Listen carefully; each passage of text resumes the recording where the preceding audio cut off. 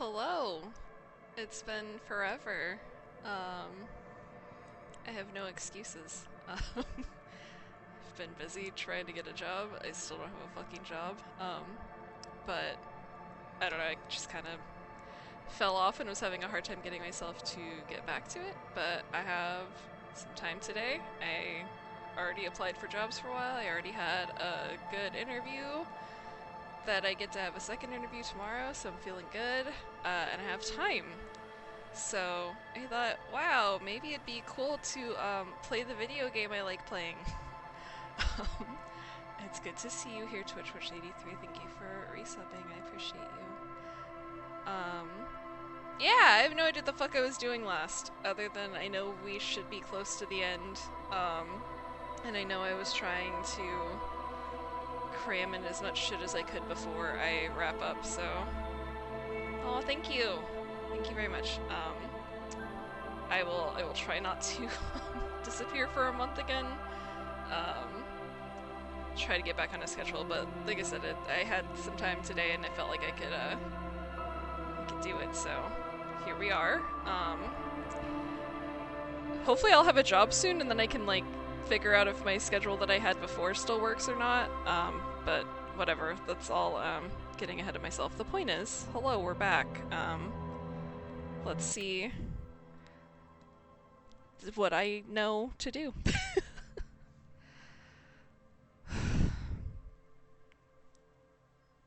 I have, like, vague thoughts of where we were, but I will be very intrigued to see where we end up. I have, like, my notes, but, you know, who knows how much my notes are actually going to tell me. And also how much we, like, practically can jam in here. Like, I feel like... Ooh. Wonderful, we're in the club. I feel like... There's, like, a part of me that wants to, like, really thoroughly clean up and really do everything I want to do, but, I probably can't do that. So there's a part of me that's like, what if you just accept that you're gonna have to play this game again? And just do a few things. So we'll... Like I said, try to get my bearings again, and we'll kind of see how that actually feels. In the club. Perfect. Right exactly where you want to be. Look for Ruby. So that was what we were doing in the building. We know where to look for her. I think that's just gonna happen naturally or not. I don't know if we can do much about that, if I recall. I think I already took off the necktie. I think I already didn't care that much about this, but I also need help from somebody. I need help from one of the guys that's in here to do it. And I think I don't have the stats for it. Suna... we'll check on her. I don't know if... We'd maybe already done that, but we'll go talk to her right now. Maybe that'll help us a little. This I still don't know what to do about. This I keep not wanting to not be around Kim, which has been tricky. That's gonna happen or not. This I have not been able to figure out who to talk to about this. I almost wonder if we could go talk to Joyce again. I think I've been avoiding Joyce because I know the thing that she wants me to do, and I don't want to do what I have to do it. She told me she wouldn't talk to me unless I had my badge. I got my badge, and then she's like, I still don't want to talk to you. You still have to go, like, get information about something for me. And the only way that I can do that now is to hassle one of the truck drivers who I didn't want to hassle because I messed up. Don't know if I should say messed up, but, like, the other way that I could get that information I can't do is the end of that. I don't know what else there is to do with that. That's Ruby, we already know that, so it's just kind of... like, I know these things, but it doesn't seem to want to connect that without me hassling somebody. Yeah, Joyce. I still haven't figured out how the fuck to get into these secret passages. I still haven't found a fucking tape so I can sing karaoke, which is sad and devastating and just the worst. But there's like a bunch of things here I could do, apparently. Pile of clothes. Oh, I don't think I'm worried about that. I don't think I'm worried about that. I don't know what that is, and I don't know if I'm worried about it. Like, some of these are impossible anyway, so, like, I might not be able to do it.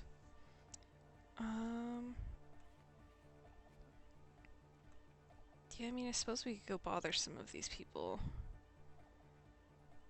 Ugh, I don't know why this menu of all the menus is just the worst to scroll through.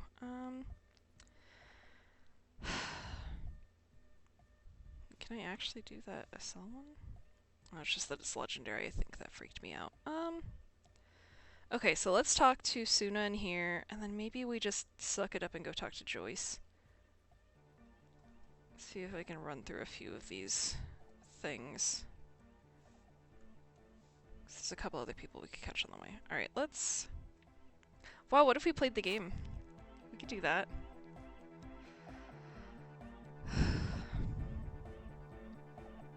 Yes, what is it? Alright, how's the project going? I see that your neighbors have moved in, but all I hear is anodic dance music. Anodic. What did you say? She leans closer, eyes knitted together in a puzzled expression. You can barely hear her over the thumping bass of anodic, I think is what I figured out it was, dance music. I said, how's the project going? I can't hear you! The music is too loud! The project! Oh, the project! It's not going well! Her face lights up for a second before she gives you an exaggerated headshake. There's that guy! I need him to plug a 3.5 cable into the auxiliary input so that I can route the audio signal through the mixer into the speakers. Why don't you just ask him? He doesn't listen to me! He only ever seems to care about hardcore and Yekokata! A place to be, apparently! I'll speak to him and see what I can do. Thanks. Maybe you can get through his magic rhymes. She does jazz hands to mock him. Fuck, do I have to get through his shit then? Know how it goes. Okay. Because that was like... If that's the thing that I can't get through... Alright, we'll just try it. We're close. Okay. True, hard, full, car. Oh, I really do have to get through this. I might be a piece of shit and look this up if that's the case. Hardcore. Hardcore to the mega. Internally coherent. All car. All right. Yeah. He furrows his brow as his very large head traces the sublime, invisible movement of the music in the very real air of the church. Hardcore. Ah. Is it though? But is it? I mean, really? Feels like you should reply with the very pinnacle of idiocy here, so that things get totally transcendent. But you haven't gotten there yet, so you don't know what to say. I am the mic enforcer. I am the chick's checker. Yeah.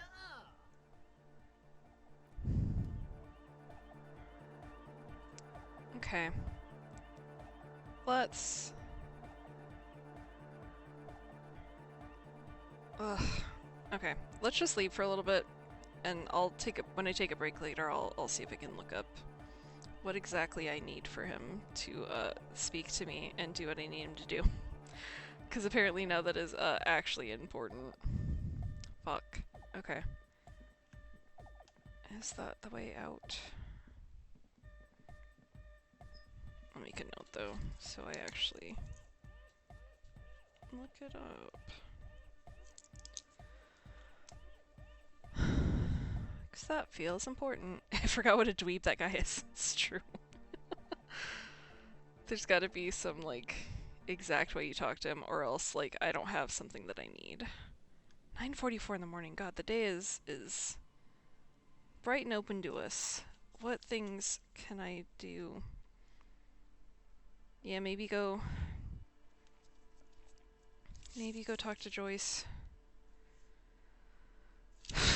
Okay, I don't really want to do that, but... Well, I guess, like... Well, yeah, let's go talk to Joyce. See how unpleasant she is. I know we'll definitely have, like, a lot of, dialogue option stuff to do with her regardless. So if she still really doesn't want to help me, then maybe we'll, accept that we have to go hassle that guy we don't want to go hassle.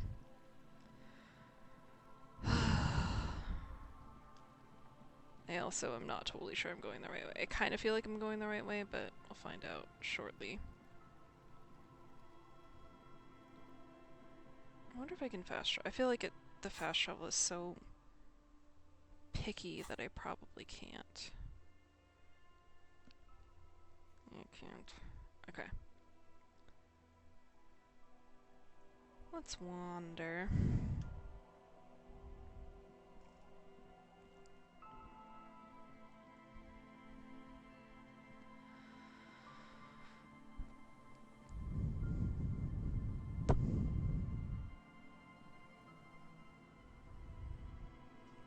Hey, my date! I doubt she'll have anything to talk to me about. I should just be carrying that sword. I should have that sword out at all times. Hello, ma'am. Aye, the sea's gonna calm down soon. I can feel it. The wind is turning southeast. What's on your mind, officer? Nothing, just thinking about that time we went on a date and it was great. Just thinking about the time you gave me a sword. We had a lovely time. That's all.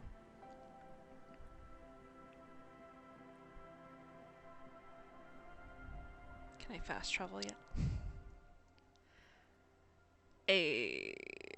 Okay, so that's the best we can do for getting to Joyce. Maybe we'll see if those old guys are out. Because I know there's something I can do with them. Oh. Is that one of the old guys? Or is it someone else? Officer. Okay. Care to play a game with the lonely old man? The jolliness is gone from Gaston's face. Actually, never mind. Wouldn't be the same. Oh no. Where's Renee? The prick is gone. I can barely believe it. But he's really gone. Oh, Renee was the one I had like something left to talk to about. That's sad. Shit, okay.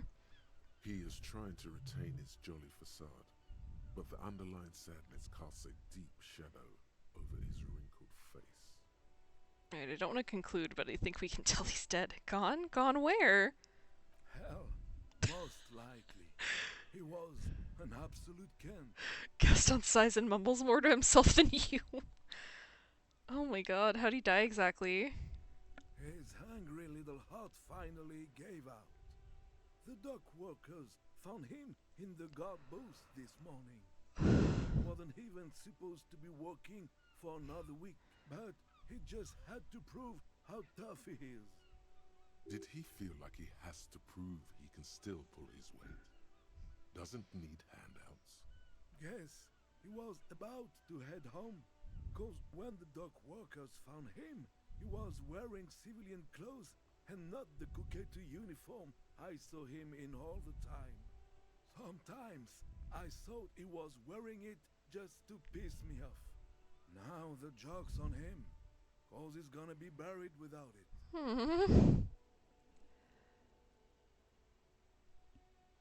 Do you think our conversation about his job pushed him to go out there? No, René was the most stubborn man in Revachol. Nothing you or I could say would ever push him to do anything. He was completely immovable. He has doubts, but right now, he just wants to move on and not think about it. Was he really that bad? I repeat, an absolute Kent. Even his old army buddies didn't want him around. He was like an old viper. The only people who could stand to be around him were Jenny and me. She saw something in him when we were just kids, and she never lost sight of it. And I thought if the most beautiful being in the world can love him, then there must be something worth holding on to. Did you love him? We've hated each other our entire lives. So much, in fact, that... He falls silent and looks at you, eyes filling up with tears. Yes, I loved that angry prick. He didn't deserve it, but I did. You know what his last words to me were? The options. Something mean? That he's sorry? Some right-wing royalist slogan? Something forgettable like see you tomorrow, probably? Well, we'll just go with tell me. In Guillaume's time, you'd have been shot without trial. That's what he said to me. He lived a cunt, and he died a cunt. Let's leave it at that. Oh, hell yeah. Here's something to remember your friends by. Give him the photograph of Renee and the girl. Let me see. This was 60 years ago. We all went to that parade. Young René looked so happy, and Jenny. Eyes blurry with tears. He has to stop. Aww. I'm sorry, officer. I just... Thank you. Thank you for this little memorabilia. It really means the world to me. Wow, so glad I stole that photo when I shouldn't have. That was a small thing for us, but invaluable to him. He probably didn't even know René had the photo. It's Rowan being nice with being like, you're gonna die too! I offer my sincere condolences. Yes, we are both very sorry for your loss. Aww. It is what it is. Part of life, really.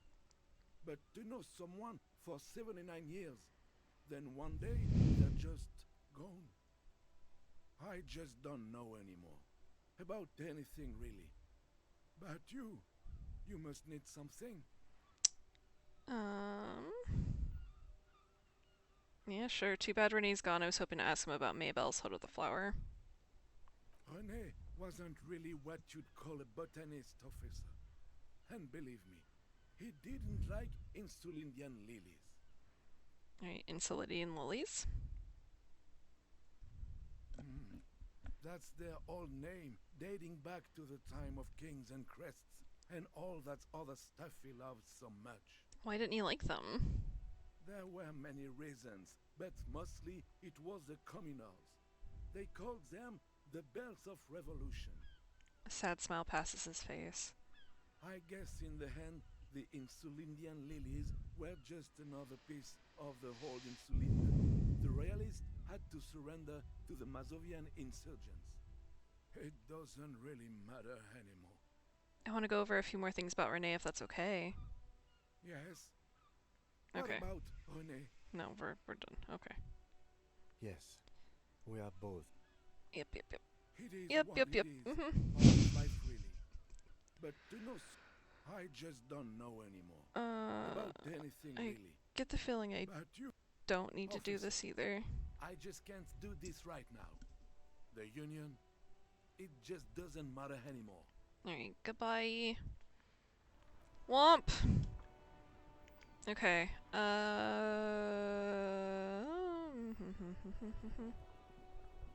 well, it said I could go talk to, the guy down here again and do some things. So let's do that just since we're here. And then we'll do the Joyce stuff. Hello, sir. When I have a point, too, I should look at that. Everything's still cool here, officer. I can get him to give me money, that's what I can do. Is that the save button? It's not. That's the save button. Perfect. Alright, let's see how badly this goes. Everything's still cool here, officer. Start with a little compliment, then work your way up from there. This is about business, remember? Hey, you seem like a really successful entrepreneur. Would you like to support a member of the local police force? Oh, okay. Man stops But his why, face. officer? Oh god. The man stops his face suddenly serious. After all this mess, the broken seals, lying to you, come on. Think of it as an investment. An investment? What kind of investment? Or you could not make this about corruption and go with something even wilder.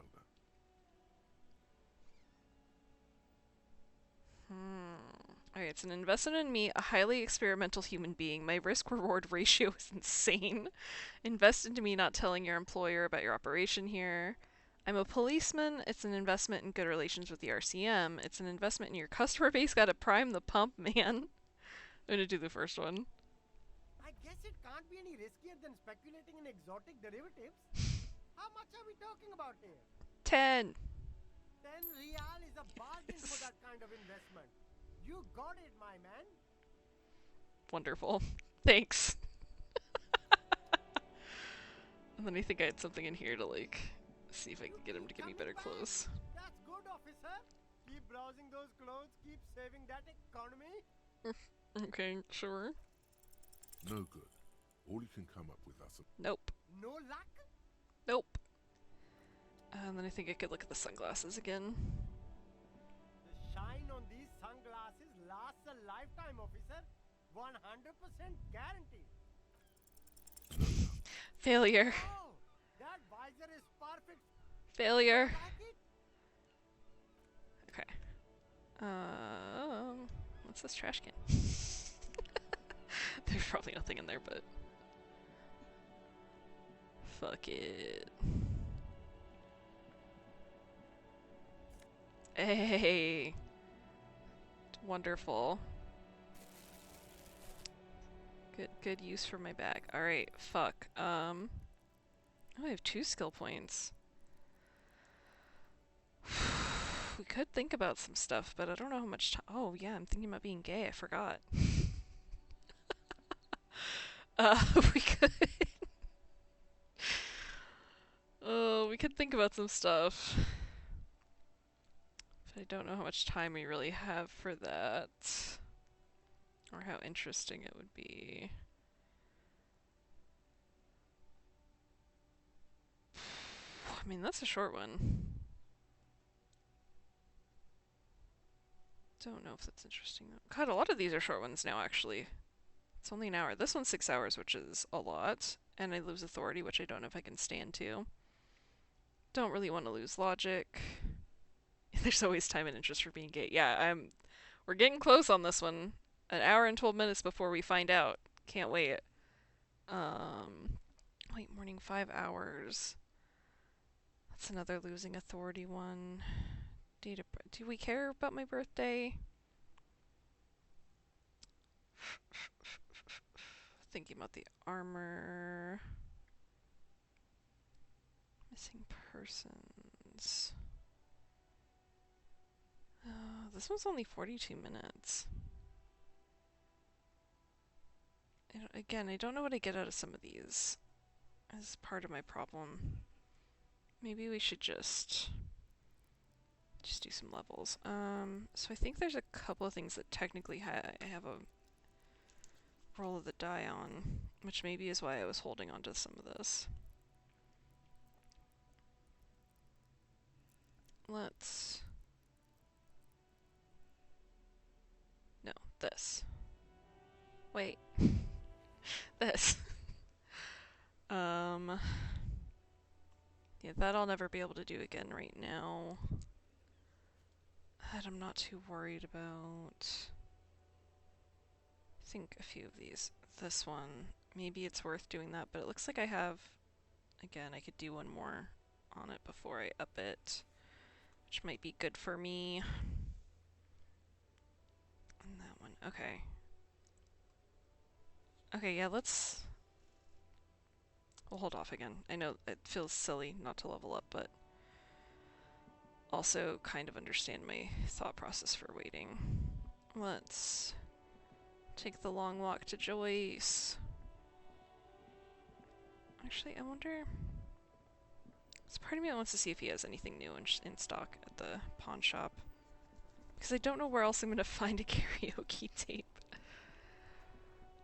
It's either going to pop up somewhere that I just haven't been yet, or maybe there's new things.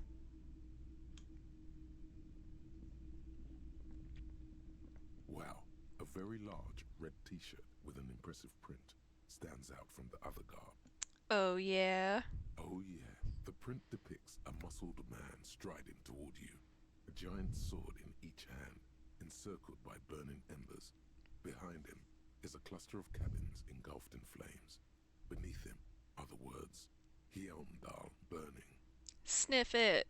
Smells like worn cotton and a little old sweat there. Gross. Worn cotton with a side of flea market or trash bin. Sniffing is okay, but please don't try anything on. Can't have you leaving your photon emissions in the fabric of things you're not going to buy. You're not imagining it. Photon emissions? What is he talking about? It's a rad Man from Heimdall shirt you got there. Hell yeah, man. I don't usually carry printed tees, but this one was just pure exemplar. You must be a serious Man from Heimdall fan. A fan? No, I wouldn't go that far. But I do think the Hjálmdalaman saga is an integral part of our shared reality. Most people don't think that the man from Hjálmdal really existed, but they're wrong. What do you mean he was real? I mean, even if the man from Hjálmdal didn't exist before the adventure novels, the stories have made it so that he has. It's simple, really. Yup. Okay. He sounds incredulous. You sound skeptical. It's not that complicated. All that's required is a more robust understanding of cause and effect. Besides, I've been to Kotla, though not quite as far north as the Hjálmdal, and watched northern lights travel across the sky. Very unique, energetic tides there.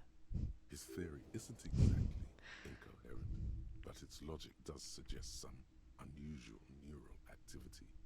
Interesting. I love that talking about the Northern Lights and stories being real healed my morale. Very, very unique energies indeed. Geomagnetic ley lines, one might even say. Alright, how much? 2 real. Oh, come on. Let's That's do it. dirt cheap. Cool. You should.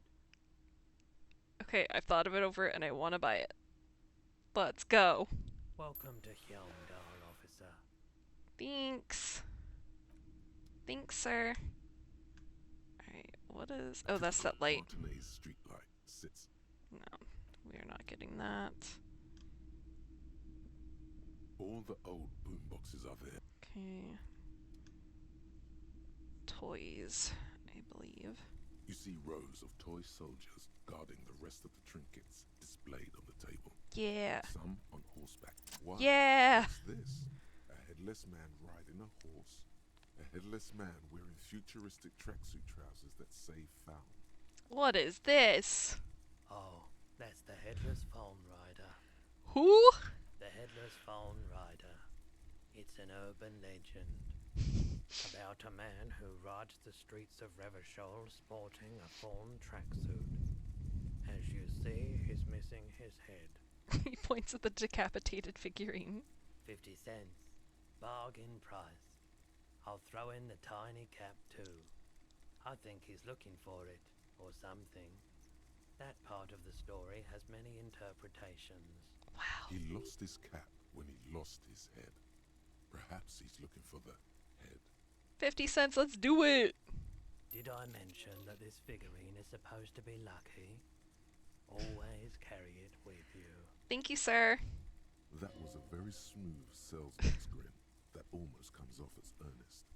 You should learn from him. Thanks. Can I literally hold it in my hands all the time? I will freak out. Plastic headless fallen rider sits atop his equally plastic bulb, his posture indicating either desperation or pride. Comes as a set with the infamous fallen cap for which he lost his head. The head is not included. No, it doesn't look like a thing I could hold. Ugh, tragic.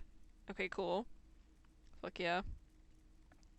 And then let's look at this shirt. Physical instrument shivers, but I lose authority too old for this shirt. Man from Heimdall is standing in front of a burning village, dual wielding his ever-present Zweihanders. His muscles look ready to burst out of the two-dimensional print and into your three-dimensional life. Wonderful. Again, I cannot afford to lose any more authority. And we'll put it up there so that I'm kind of keeping my organization. Oh my god.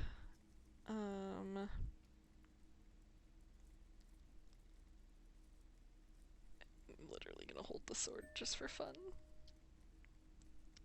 Just for funsies. Okay. What happened on the map? Man from high. Oh, I can. Something's different with that now? Oh, maybe it helps to have it. Maybe it helps to have the shirt. Alright, we'll think about going back for that. I don't remember what that is, but I think it's in the bookstore, so we can go check that out too. If we're just fucking around cleaning up. Anything else? Nope, that's it. Alright, let's get out of here. Got some sick deals at the store today. Really killing it. Really doing what matters.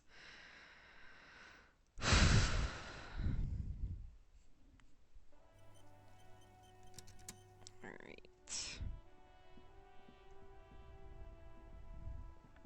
What is that? That looks weird. Nothing? Huh, okay. Yeah, I guess the bookstore's on the way to Joyce. Let's... Man, really just screwing around right now. It's okay. Whatever.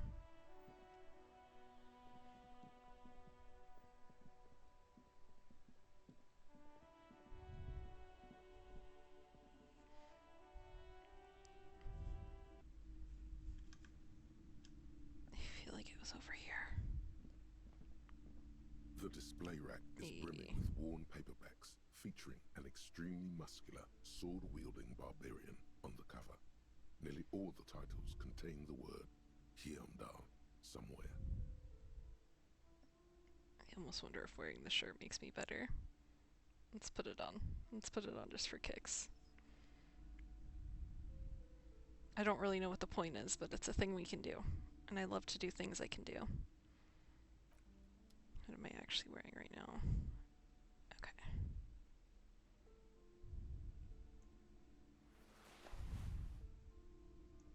The display rack is This is entirely complete. A twinge at the back of your head makes you flinch.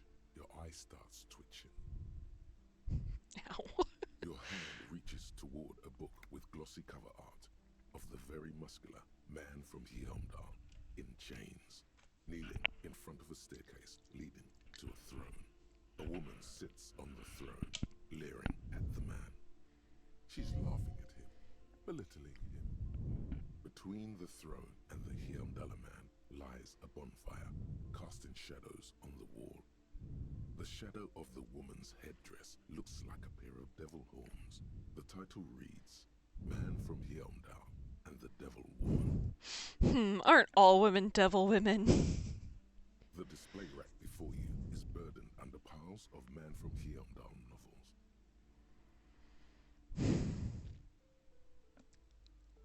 Fuck it, I have money and I don't know what I'm doing with it anyway. It is a bestseller for a reason. Alright, thanks. Thanks for my expensive book. I mean, there's probably other stuff I could buy in here, but I think at this point we'll be lucky if I read anything.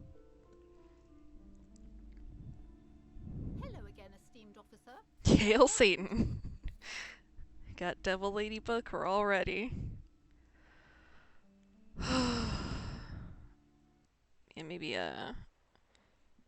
at the end of this night we'll try to read that book and see if we get anything out of it. Was there anything else on the way here? Actually, let's clear this out too. Frontispiece of this old paperback features a muscleman in chains, blah blah blah, we already know this. Okay, yeah, we already know all that. We will proceed. Oh yeah, I was gonna... Boy, if I could think. Yeah, we'll probably just try to focus. Try to focus. Yes, he's freaking dead. Drainage pipe. I think that's something we don't need to worry about. Oh, we go back to the mural.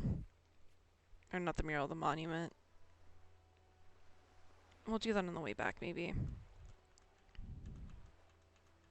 Renee, we can't do anything about. Some of these things I don't care about anymore. Oh, there was something With the map wall? Is that the bookstore?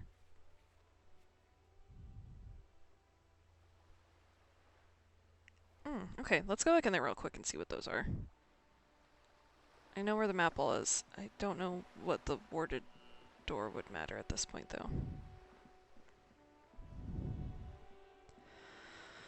Just to see.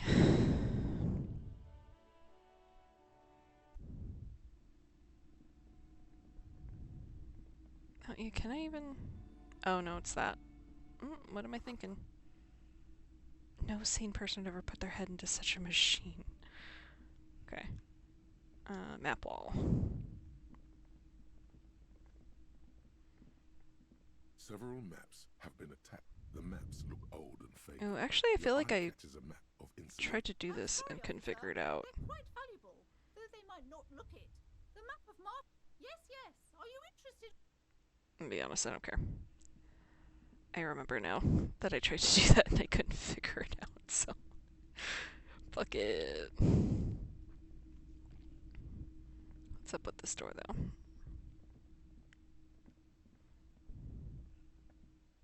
Oh, I simply went through it. Okay, well then I don't know what I could do there. This was a waste of time. Because it should have been that door. I don't know what else it could be. That's fine. It's fine. A little waste of time.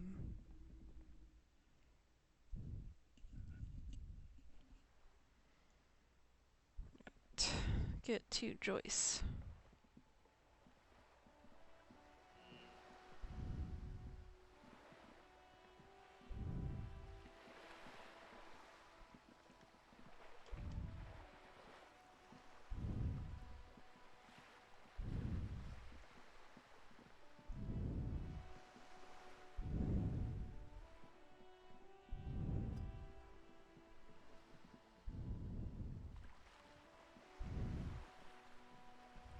Oh, are you serious? Went to the village on the coast, officer. See you there. The village on the coast. So is that... Like she's literally just over here? What dick? I came all the way over here for you, Joyce. Alright, well, we'll see if we see her. Is there anything else I'd want to do over here, then? I don't think so. I think I could live with just going back over there at this point. Wasn't a complete waste of time, just slightly. Only bits and pieces of a waste of time.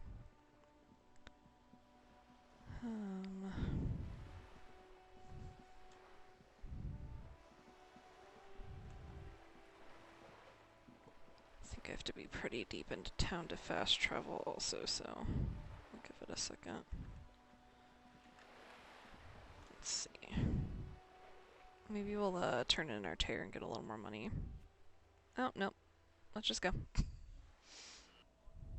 Let's just go. Alright, where the fuck would she be? It almost seems like I should have seen her.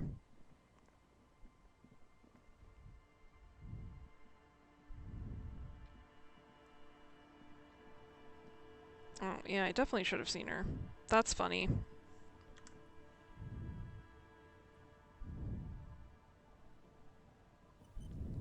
I'll just keep the Cordeleche in the channel, if that's okay.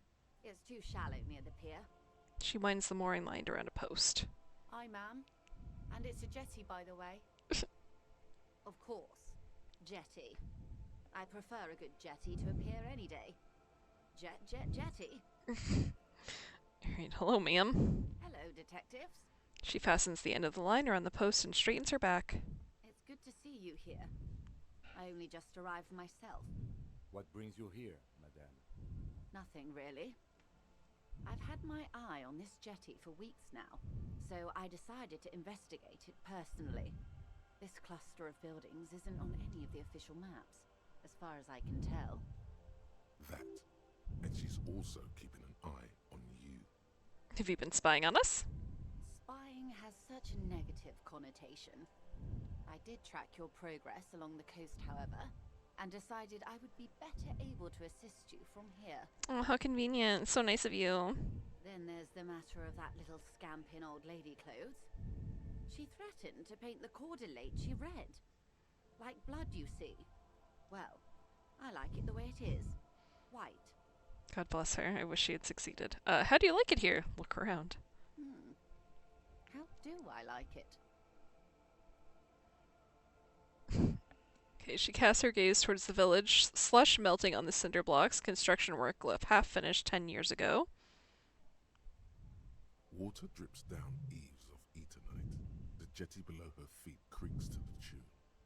The smell of salt and dog shit in the background. It's pornographically poor. The street has no name. All the men are dead or missing. And is that the carcass of a motor carriage over there? What? No, nothing. Fortunately for you, madame, the RCM is on the scene. All right. Politics time. Let's react. Alright, you're right to be scared. This is all your fault. You're in no danger. Whisper. The working class have no idea what's happening to them. Try not to be scared. This is just how the real city looks. This place is doomed either way. Don't worry, I got her sword! Oh, that's tempting. We're gonna do a try not to be scared. Oh, I'm not frightened, officer. I'd never... She leans against the railing, looking up at the grey sky. Above you, there forms a quilt of altocumulus clouds, twisting into each other. The wind tugs and stretches them over the bay. Their cloud shadows slide over the ruins of Revachol West. Wherever they pass, the temperature drops slightly, but perceptibly. Have I told you how they discovered this place? The Cecila? Yes, in Cielinde. No, you haven't told me how they found it. Well, your condition has left you no worse off than most of these people. The literacy rate is around 45% west of the river. 50 years of occupation have left these people in an oblivion of poverty. Oblivion. That's so me. I knew you would sympathize.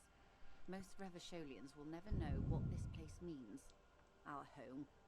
This island of matter. Or why they were ferried over in the first place.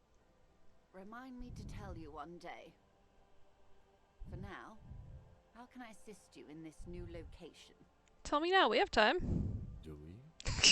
He glances at his watch. It doesn't look like he does. I hear you have singled out a suspect and are in pursuit. This is cause for cautious optimism. I would not want to delay you. This story she will tell only before she leaves Martinez, at the very end of her stay. Okay. Maybe there is something else I can assist you with while you're hot in pursuit. I did show her the tattoos. Apparently she didn't know anything, because that quest is still fucking there. Damn, apparently I did all this.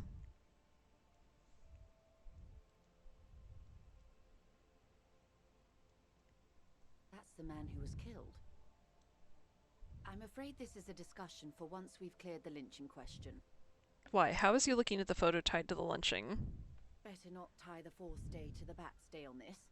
I hope there is something else I can help you with. Okay, so she just wants won't to help ask me. the question. Protocol keeps her from it. Alright. You're back. That's everything we can talk Good. about. What No, okay. Means we have to go hassle that guy. There's no way around it. I mean, at least it seems like it is genuinely important to talk to her, and we're shut off from it if I don't go fuck with that guy, which I personally hate. But I don't know, I'm at the end here, I'm making a few compromises. Okay, if this is where I show up when I fast travel, does that mean I can fast travel from here? Yes. Okay. Let's go hassle a man I don't want to hassle. And then maybe we'll take a break after that and I'll look up the thing I wanted to look up. / take a break. Alright, I'm so sorry, sir. Make way for the master poet. I don't want to ruin our friendship. I've changed my mind about your friend, the lady driver. What? But I told you she's my friend. Please don't make me give her up, detective. Get someone else. There's a ton of drivers here. Yeah, no, buddy, if you don't believe that I've tried everything else, she's a suspect and I need you to tell me where she is or I can't finish the investigation. I thought you were a different kind of cop. Something breaks in him as he stares into your eyes. The realization that you've used his friendliness and goodwill for your own ends. No, I didn't want to! Remember, you're doing it for the bigger investigation. This is important. Relax. Ask. Where is the lady driver? See, this sucks even more because, like, I already know. Here. He takes a key ring from his pocket, then looks at it before giving it to you in silence. The keys to a motor lorry. Pretty complex. Looks like a chain lock. Her lorry's still here. Down past the Statue of Philippe. The cabin is green. You can get in there with these. That's all I know. When did she leave? Last Friday. He blinks, his eyes half empty now. Ugh, I want to tell him I'm sorry, but maybe we can run through. Anything else, like where she is now? No. I don't know. And why'd you have the keys? She left them to me. Because she trusted me. So I can get it out of the way when the jam breaks loose. Otherwise... He doesn't finish the sentence. The other drivers would have to tow it or break in to get the machines moving. If they break in, they would find what's hidden inside. Something incriminating. I'm sorry I had to do this. I bet you are. I am! And he's sorry he couldn't be what he wants to be. A good person. His last line, his revenge on the world. I don't think I actually have anything else. I think it's just to... Nah. I need to think my own thoughts now. Pray forgiveness for my sins. Go check your cabin. I hope it gets you something. Help someone. I didn't want to do that. Alright. Near the monument, which we have to go do anyway. Yeah, like, he's not wrong. A-cab for sure, but, like, I was trying to be a good cop, even though I'm actually the worst cop. God. Okay. I don't know if I can go around to the statue this way, or if I am gonna need to go around. Let's cash in my bottles. I'm sad, I need money. Fuck. The tear machine stand. Oh, oops. I'm too sad to get my money. Your bottles clunk into the machine, and the money... Yeah, 20 cents. Loving it up. Fuck, man. I didn't want to do that to that man.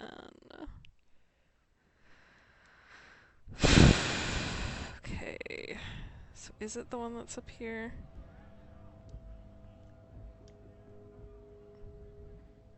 A lorry stuck in the traffic jam. Okay, it's not that one. Green cab near the statue. No, maybe it's that. Alright, let's look at the statue again if we can, because that was the thing. An old monument stands in the middle of the traffic island, pointing toward the sea. Even by the standards of the Philippian kings, old sumptuous Philip was known for his profligacy. In what way? Well, he blew through the whole national treasury, starting the decline of one of the penultimate century's greatest superpowers, the suzerain of Revachol. His own maladministration foreshadowed the fall of the monarchy. During the anti-centennial revolution, an end to his family line and the monarchy on the Insulindian Isola. How did he manage to blow through the entire national treasury? Stories have it that he had his bedroom converted into a treasure chamber, where he stored unfathomable wealth. Krugerrands, bars of gold, ornate weaponry, armor, and various chalices. He called it the Sol Auron, It was obscene. There were whispers he slept on a huge pile of gold-dipped feathers, like some obese dragon, instead of a bed, like a normal person. I would like to sleep on gold, hustler style. The king is the king and he can do anything. Wait, really? There's no way that's true. A deplorable farce, no wonder everything went to shit. But wait, you haven't even heard about his fabled cocaine collection. The what now? You see, old Philippe wasn't just good at squandering the national treasury on gold and ceremonial weaponry. He was also a prodigious snorter of nose candy. So he was addicted to nose candy, a bloated druggie? That's what the revolutionaries said 150 years later. Right before they emptied out the royal mausoleum and dumped His Majesty's mortal remains in the Elysium Bay. I know what it is, but considering it's an option, what's nose candy? Cocaine. There's a lot to process. His courtiers said it helped him connect with the higher realms. Okay, where is he buried now?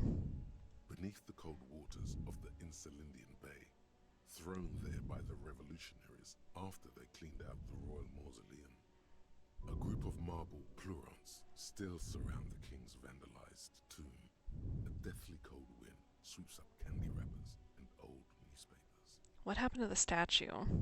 The original was blown apart by communards, then further damaged during the landing of the coalition's airships during the turn-of-the-century revolution, when Martinez was leveled. Most historians think the coalition's hasty landing may have ultimately saved the statue. If the communards had more time, they would have reduced it up to even finer pieces. Who restored the monument? Some years ago, a group of liberal, artistically inclined individuals, designers mostly, thought it would be ironic to restore the statue of the most wasteful ruler of Revachol in the poorest part of the city. The statue is supposed to capture the moment it was blown apart, like an instant frozen in time, a rare butterfly trapped in amber, floating on a sea of shit. I mean, I do actually like it, so we'll go with that's brilliant. So funny and nihilistic. People in Martinez tend to disagree, as do many prominent art critics and thought leaders with more nuanced social awareness than the young ironists. I mean, sure, but it's kind of cool to bring it back and make it look like it's getting blown up all the time. Like, I wondered if it was just broken and fucked up, but, like, I kind of think that's neat. Philip III, the Squanderer, however, with his bronze face up in the air, doesn't seem concerned about what the hoi polloi think of him in death. Not that he ever did in life either. Alright. Okay. I mean, this one's green. Is it this one? No? I think this one's also green. Is it this one? It's this one! This green found, A to Z, contemporaire, is parked in the shadow of the ruins looming overhead. It's seen better days. This is the one our man pointed to. Right, peek in the window. The glass on the side windows is tinted and covered with dust. You can barely make out the shape of a seat and two steering levers. Posters cover the small windows in the back. You can't make out what's on them. Try the handle. The door is locked. The handle looks shiny, like it's recently replaced. There's no pick in this lock. The owner has put special care into it. It's a recessed design. Unlock the door. You push the key into the lock and turn. It makes a cracking sound. Then the door pops back a few centimeters. You can just open it. The smell of cigarettes and perfume welcomes you. The cabin inside is plastered with old movie posters. Actresses smile from the walls. There's a radio transmitter in the front and a toolbox tucked under the driver's seat. Some tools lie scattered near the pedals. There's something odd about the passenger seat. The seating fabric has been pulled tight over the lower side of the seat where the toolbox should be. Alright, let's go. Admire the posters. These are movie posters featuring starlets from long-forgotten films from the 20s, the teens, even the 90s of the last century. One of them particularly catches your eye. A a centerfold of an ingenue attached right above the back seat.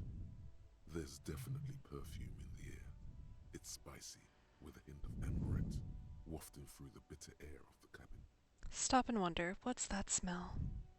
The remnants of a sweet juniper-scented perfume, probably Grenade number 5. Study the centerfold. The actress is draped in a sheathed dress, one of her shoulders bared. The faded remains of an autograph run across the poster. She's looking past the camera. This is Tip Tijon, a starlet from the dawn of cinematography, less known for her talent than her tragic, untimely death. What happened to her? She wasted away in a drug den called the Door to the River, not far from here, on Boogie Street, a mixture of cocaine and morphine. She was afraid of the world, and the camera, too. Enough of the posters. The actresses and the rear actor all smile you a warm goodbye. A radio transmitter is attached to the dashboard, and a toolbox sits under the driver's seat. Radio. Looks like the frequency dial is absent. It requires a key to work, but the key has been removed, likely by the missing lady driver. Strange. There are so many radio stations saved here. Must be over 100 at least. It has to be an advanced model to fit so many frequencies next to each other without blending them together. Why would anyone need so many radio stations? For contacting an entire fleet of lorrymen, for example. This is all shortwave, UW and UKV. Looks like we are dealing with an impressive organizational tool. The nerve center of a huge operation, with quite a range too. A 20-kilometer radius at least, perhaps extended by an attachable antenna that's not here right now. Is there anything we can do with the radio? Doesn't look like it. It's completely inoperable without a dial key. What else is here? The ghostly actresses and the rusty toolbox under the driver's seat. Yeah. Check the pedals. You wedge yourself under the steering wheel to get a better look. Seems like the few tools lying around here, a hammer, a pair of pliers, a rusty wrench, have been casually thrown there by the disorganized driver. But one odd detail does catch your eye. A piece of sandpaper has been glued to the throttle. Sandpaper adds extra grip. That's why her one foot was worn down. Looks like the driver's glued a piece of sandpaper to the throttle to offer some extra grip. Sandpaper? A novel technique? The sandpaper would also rub off the pattern from the driver's right boot sole. Yes? He likes where this is going. Do the honors, he thinks. Connect it yourself. One of the footprints at the crime scene had an aberration. One sole was smoother than the other. Which means that the missing lady driver was present at the lynching. The lieutenant's eyes light up behind his prescription lenses. So Ruby really is running a complex operation out of her lorry. At least we can now ask Titus some concrete questions about it. Ooh, we can go bother Titus? The movie stars are still smiling from the walls. The radio transmitter sits on the center console, and a faint smell of perfume is in the air. Alright, peel off the cover on the passenger seat. Voila! A stack of neatly folded papers has been stashed behind the seating fabric. You see 3 maps depicting a large metropolitan area. It's Revachon. Some of its routes and highways have been outlined with a pen. Bonne prise. Lieutenant commends you as you shift through the treasure, well worn and folded into neat squares. Fold open the topmost map. This large map displays the elevated motorway called 881. The intake leading to Martinez is marked with a blue X. There's another X on the off-ramp at a place called the Old South. Toll booths at the intakes are marked with a circle. It looks like there are scant few ways of getting onto the elevated motorway that runs over Jamrock, and this person knows them all. There, hundreds of thousands of motor carriages roar on the 881. High above the mass of brown and red roofs, that is Jamrock. The commuters don't even look down.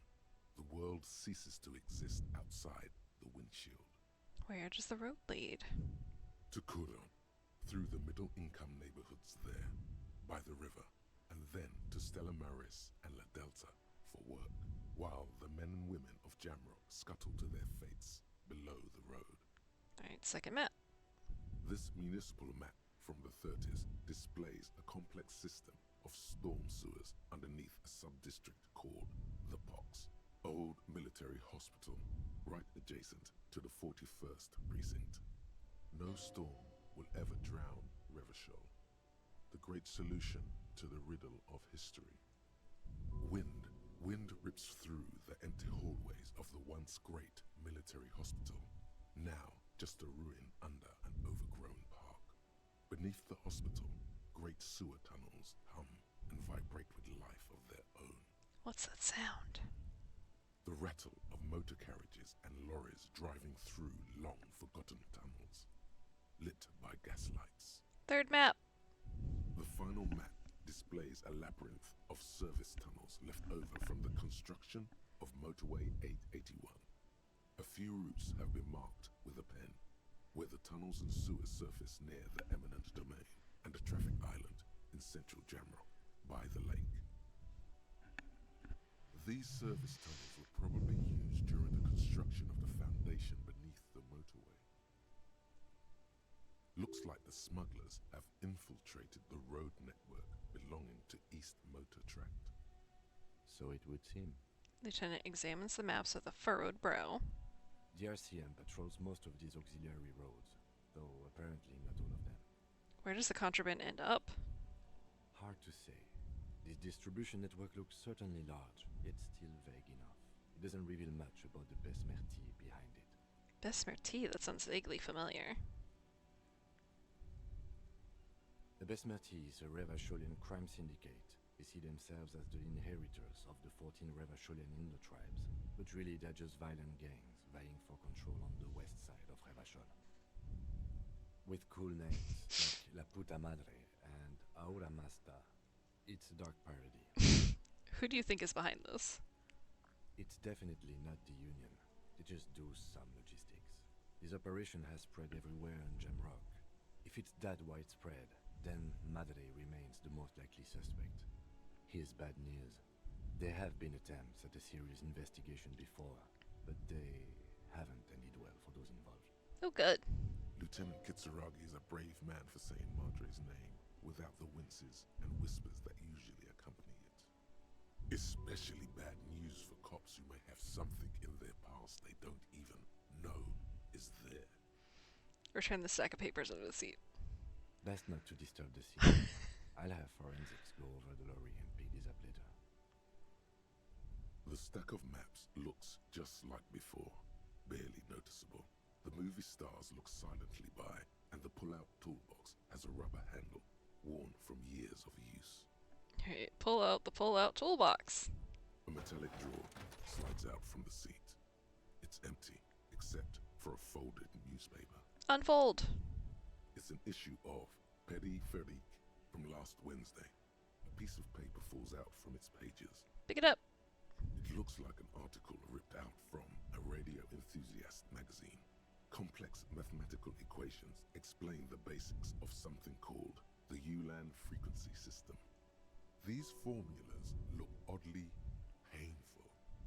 Maybe it's the hangover, but they give you a headache. The Ulan frequency system? I've never heard of that before. I know of FM, AM, UKV, but... Fucking nerd. The pull-out toolbox slides back and Alright. close the rusty old lorry. Great. I think we got it. A word, detective? Before we return to Joyce? Alright, we have a lot to do, buddy. Let's save. Let's actually save and take our break. We'll talk to him. We'll double check our notes. Because I know we got a lot of updates in here. Yeah. Alright, quick break, quick break.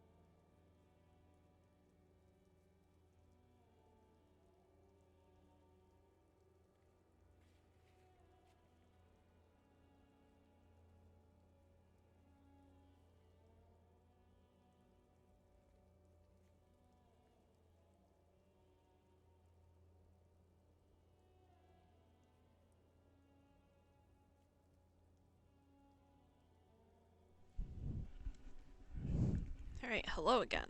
We're back. Yes. Like, what was I gonna do? Talk to Kim first, and then looks like we can go to the Hardys. Hello, Kim, yes. Alright, we've finished here. Let's quickly debrief and go over what we found, so we don't do it in front of the company rep. Seems like something police would do. What do you think of all this, Kim? Honestly, I'm quite worried by what we've seen so far. The evidence seems to point to a rather extensive and well-organized operation.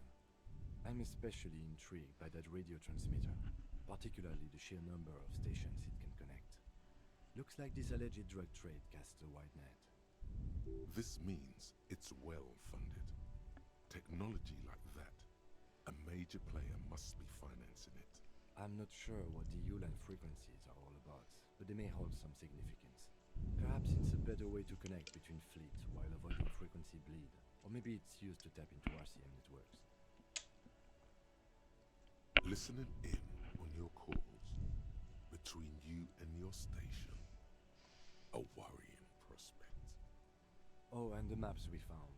They reveal the geographical extent of the operation. Looks like they've used abandoned tunnels and access roads to stay hidden.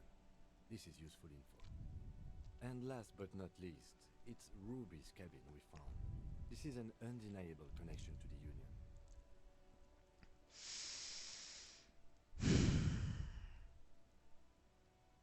I don't know if I want to say this, but we'll see what Kim says about it. Classier might have been right about Ruby. She looks an awfully lot like... looks awfully... Okay, I don't think that's my fault. She looks awfully lot. She looks an awful lot like one of the poster girls in the cabin. Perhaps you're right. This is one connection I find a little dubious, to be honest. I prefer not to profile people's emotions. Perhaps it's because I'm not very good at it, but still. Yeah, I agree. Actually, he's not bad at it at all. Also, yeah, he's not. He just doesn't like flimsy connections, especially of this kind. I agree, shouldn't have even said it, but I like hearing him be like, no, it's kind of bullshitting. Alright, the Union really is neck deep with everything around here, isn't it? One way or another, they seem to be. Logistically, if nothing else. But don't expect to bust this open during our stay here. At best, this is an angle we can use against them, to other ends, as extra ammunition. Will the RCM open an investigation into this? We should return to the murder case, see what Joyce tells us about the lynching. When we are done for the day, I call my station and suggest our narcotics department look into it. There are more than enough grounds to start an official investigation, sometime later when we are done here. We do not want to get caught in that. What are you thinking? The fact that one hasn't started already gives me pause. An investigation, I mean. Especially if the Madrid grouping is involved, and I can't imagine they aren't. It's certainly worrisome. Corruption? All the same, I don't like the idea of internal affairs descending on the matter. That won't help anyone either. Okay, debrief over? Debrief over. After you. Thanks, Kim. Love you, Kim. I mean...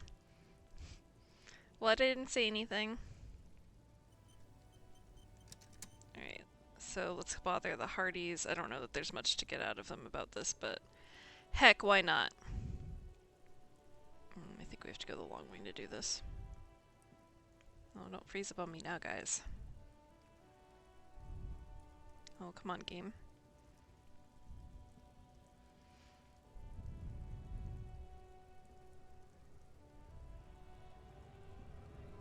Come on.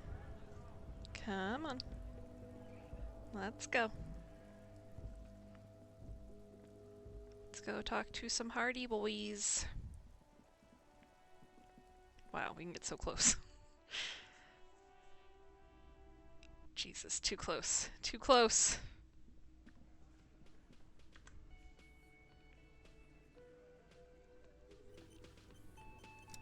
Hello, sir.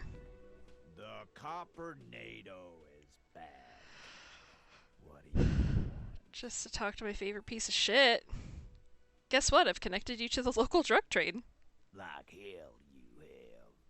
There is no local drug trade. This place is as clean as a rifle. Go back to Jamrock and ask the local junkies how clean your streets are in Precinct 41 kilo. We'll do that. In the meantime, did you know that there's an abandoned lorry at the intersection that was used to move raw ingredients for drugs from Terminal B to Jamrock? We know Ruby was the driver. We know that's your affiliation with her. Detective, you want to deliver the coup de grâce?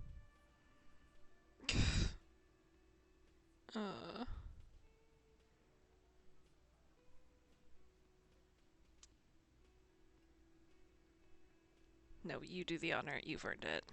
Thank you. You're right, Titus. There is no local drug trade because it's all controlled by you. You're the drug trade. That's a mighty interesting theory. I guess that's what you would need to do, theoretically. A big, strong, state-run monopoly would outcompete the runts on the street. Yeah, man. Theoretically, that's what you would do. To get rid of the gangs, the dealers, even some of the junkies. You would need good, trustworthy people to take their place, of course. Hardy men to run such a monopoly. For the good of the community, of course. This is disgusting. You're admitting to profiting off poisoning your own people. Good idea. People are always going to do drugs. At least this way you have some control over it. Keep telling yourself that. I know for a fact there's still plenty of drugs out there.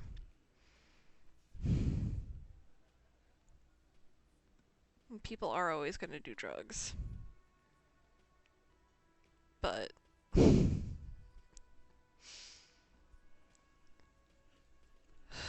I'll do the first one. Boo fucking who. People will always be taking drugs. Might as well do it clean and organized.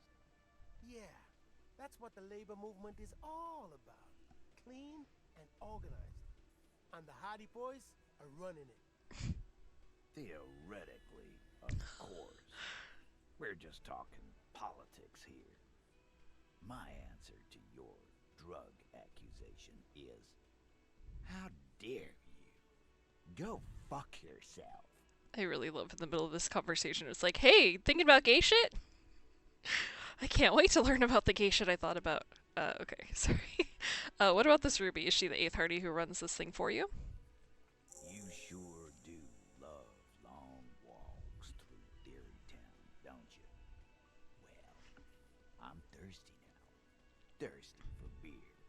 Got any less theoretical questions, Carl? He's practically saying yes. A yes to everything you said. Alright, goodbye. I have to see what my gay thoughts were. See you. Bigger fish to fry. Save real quick. No, it won't let me. That's fine. Homosexual underground. Yep, that's what it looks like. Maybe you should stop obsessing about your own and other people's sexuality. Feels like it's about time to do that. You thought about this for 8 hours? Not only should you stop, you should tell Kim you've stopped obsessing about other people's sexuality too. I'm sure he'd appreciate it. Unless you already got him killed because you were obsessing about your sexuality. There's no way of telling from within your brain. But for your own sake, please say you didn't. Come on. Bonuses from the thought stopped obsessing about sexuality. Come on. That's the conclusion. Don't think about it. We'll waste. Alright.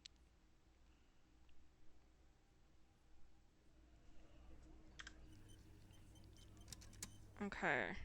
I did figure out what we need to do to talk to Egghead.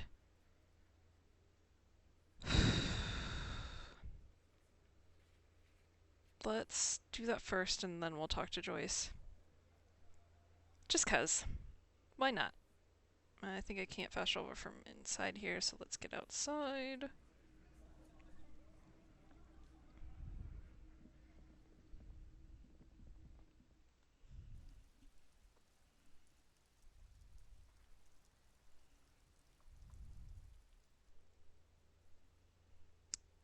Yeah, let's go to the church.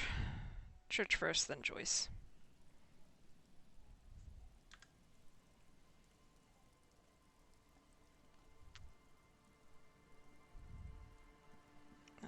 just have to follow this guide. It really is like choose the right things at the right time thing in a way that's not very interesting. So I don't feel bad about like having to look this up, but I am still annoyed by it. No, no, no.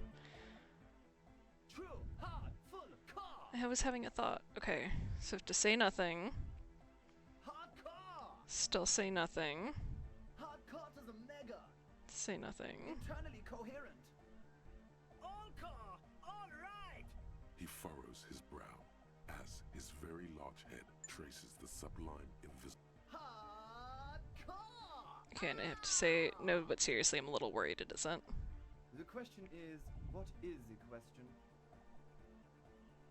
And then I can pick anything, apparently. But there was no question. Okay, what's my little thought? Hey, her innocence Dolores Dane liked little figurines, right? Liked holding little men between her fingers, remember? What? You have the headless Fallen Rider figurine. You should give it to her. Win her back. What? Look around, win who back? I can't win her back, she's a long dead historical figure. I should, yes. This is a task of mine now. So very, very, very nifty. Nifty and mysterious. This is surely what the figurines are for. Hell yeah. Let's give a lady some toys. Okay. My phone turned off, hang on. Okay. We're close. True, hard, full car. Hardcore. Hardcore to the mega. Internally coherent. All car, all right. Yeah. He furrows his brow. Hardcore. Okay, so hardcore. Is it though? It is. But is it? I mean, really? The question is, what is the question? No, but seriously, I'm a bit worried it isn't. Okay, I think we did it. The skin on your back is crawling. For a second, you can't even hear the music anymore. There is a hawthorn tree on Rue de Saint-Gislain, right next to the canal. Don't be alarmed. Everything is okay. He isn't actually worried. Everything is still super hardcore. What he probably means is, it could be even more so. Okay. Oh, we have a new follower. Hello. Hello and welcome. Okay. Yeah, let's just start at the top. Egg, can you please route Suna's signal through your speakers? To the mega! Yeah! I can route it through auxiliary! What kind of a cable does she use? 3.5 or 4.5? It's a 3.5, no doubt about it. It's on the ground. Point to it. Oh, she uses 3.5. Yeah. The auxiliary lining is 4.5 millimeter. These two don't mix. Oh no, we're going to be in this church forever. Don't worry, I have an adapter for it right here. Searches for the cable on the ground, picks it up, looking at the jack. Hang on, this is a 4.5. We're all good, people! With a grin, he sticks the plug into the auxiliary line and you hear a satisfying click. Whoa, thank God. Adapters noticeably degrade the sound quality. Great! Someone got through to him. Okay, let's get it all set up. Can we turn the music off, please? Egg, the music? Everybody! Everybody! Don't panic! I'm going to turn off the Arno for just a sec. For a special scheduled event. The Arno will be back, but we're doing something else for one moment. Alright, go tell her that Egghead is ready to rave to her tunes. And then I'll turn off the music. Okay, we're gonna run through everything we can possibly do here. How do you like it in the church? Yeah! Back on the case! No disgrace! Bring it down to party place! Yep. The first page of the second chapter! His voice echoes all around the ground hall. Could it be? Oh. Maybe for him, you only have a chapter or two left in you. Last of the penultimate, more like. You said you were worried. What do you think is wrong with the music? There's nothing wrong with it. I'm still in love with the hardcore. He turns pensive all of a sudden. Sometimes Sometimes I just feel like anodic music is in its infancy, you know? For example, take this Arno van Eyck jam I've been pumping for the last months, and will continue pumping for the rest of 51. Isn't something holding it back from being hyper? He thinks for a moment, then his expression clears. It's like it's only ultra. I think it's super hardcore, but you're right. It's not hyper hardcore.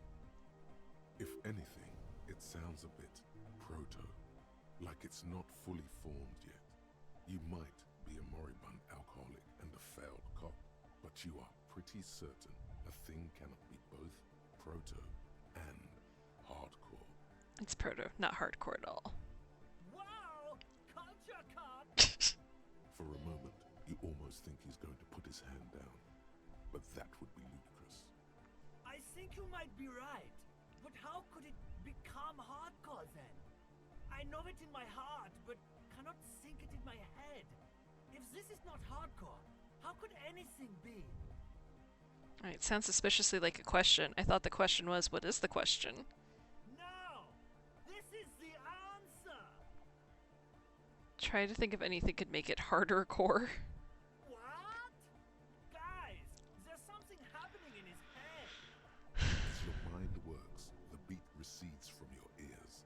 You hear your own blood pulsing through your head, nourishing your thoughts with oxygen. The rhythm is familiar. Feel the movement of blood through your head. The abstract shapes swelling in the foreground have done so in vain.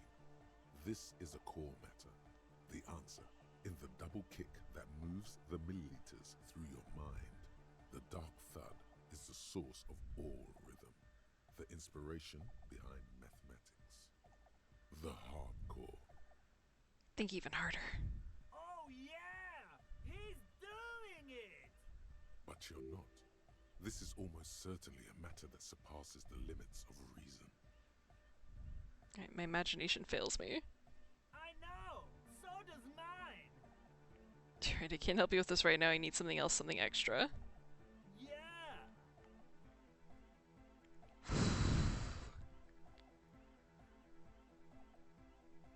Alright, let's save before we try to do that. Alright, here comes the night!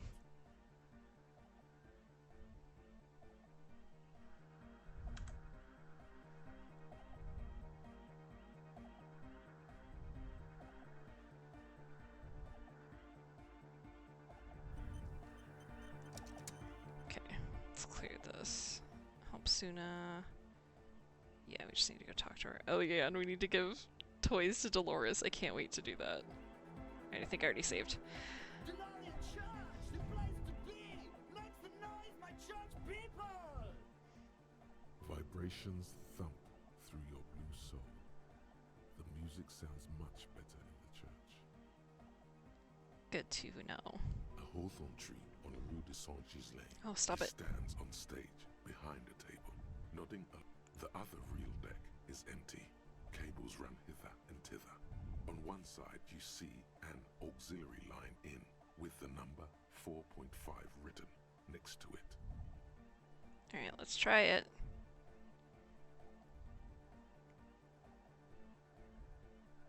Yes. You know it in your lungs where the pressure should vibrate, in your heart that's alone, and in your solar plexus where the hits should land. So does every chordate animal. Needs more bass. What? The young man makes a sudden move like he's about to turn the volume down, but that would be ridiculous. And a melody. A good melody is what makes the song really stick so that you can't get it out of your head anymore. Point at your head. Wow, okay. We should start with the melody. But where would we get that stuff from? I'm not going to become some sort of hypnotic cop too. I've got enough capo types already. I don't know, I was thinking you would know. I'm sorry. I don't know anything about hypnotic music. I'm just the party boy. I get the people going and say it's hardcore. He feels ashamed he can't be of more service to the future of dance music. Oh my god. Okay, I'll look into it in an official capacity. It's up to the police to make the beats go harder. Alright, I'll see if I can come up with something on my own. A citizen investigation. The young man falls silent with appreciation. He even tries to contain his smile, Basically, what you need to find here is a tape with some banging music on it, so that Egghead could use it to remix Fan 8's jam. Yeah, maybe that street hawker across the pawn shop has got some tapes to sell. That's just an idea. Is he gonna have tapes now? There is a hawthorn tree on Rue de Saint-Gilles Lane, right next to the canal. A reel of magnetic tape is caught in its branches, like bronze ribbons blowing in the wind. It feels cold. Does it? Rue de Saint-Gilles Lane, I've been there. Oh, I know! I know this! I can tell you where it is! St. G is the boulevard before the canal bridge. The one that takes you to the whirling in rags and the industrial harbour. It's got the lanterns and the... I knew that! I could have said that! and the mosaic sidewalk. But it's all blocked with that stupid traffic jam right now. Anyway, that's all yours to figure out, Cop Man. Okay. So that's where I'm gonna find a tape, is... Boulevard before the canal bridge, the one that takes you to Whirling in Rags and the harbor. Lanterns, mosaic, sidewalk.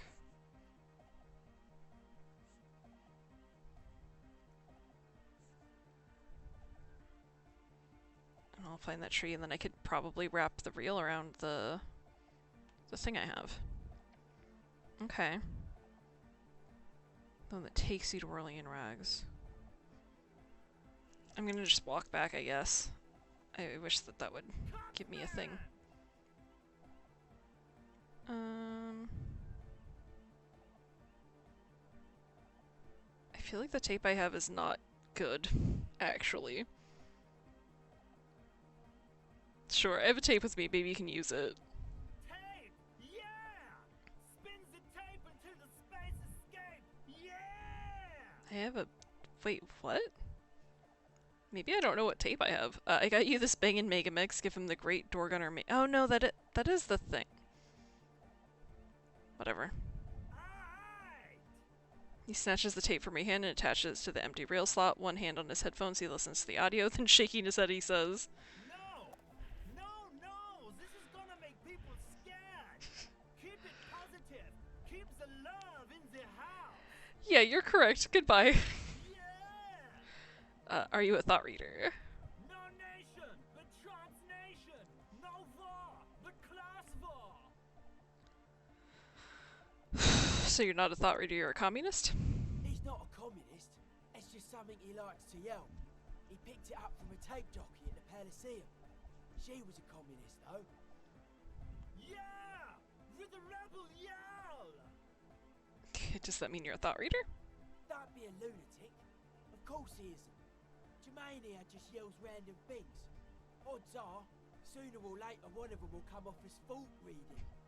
Yeah! Revershot imperative! Unless you were thinking Revershot imperative right now. Anyway, I've had a similar thing happen with Eggs yelling. I know what you mean. You're right, I wasn't thinking that. Hardcore superstar! Alright, tell me something else, Egghead. Yeah! Is your real name Jermaine? Dark hardcore! Jermaine Egghead! Basically, yes it is. Why are there lungs on your belt buckle? Lungs are for love! L'amour, la compassion, la autodiscipline. Love! In a woman's lungs. Lonely as I am, I'm not afraid. This strange, damaged feeling grows on and on. 'Cause I've never loved someone like you before. A dopamine surge accompanies the words. It feels like electricity flowing down your scalp, dissipating into your neck. Feels good, like a spark of life in that moribund sponge you call your body. Alright, bye! We'll say... Oh, it's auto-saving, perfect.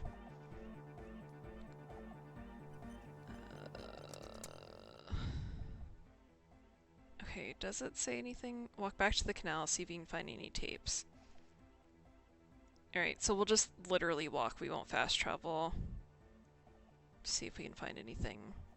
Oh, actually, yeah. Can I put in a toy here? The mother of humanism stands above you, a precious and complex wax painting on a single pane of glass. A crack runs across the length of her body, her face oval and sad. It looks like I can't give this figurine to her. Why? Because she's a stained glass window. That does seem to be a problem. Maybe you meant something else? Like what, is the task still on? I don't know. What are we thinking of? Part of your mind has gone on to other things already. Only a strange little sadness remains. The mother of humanism towers above you. A wax...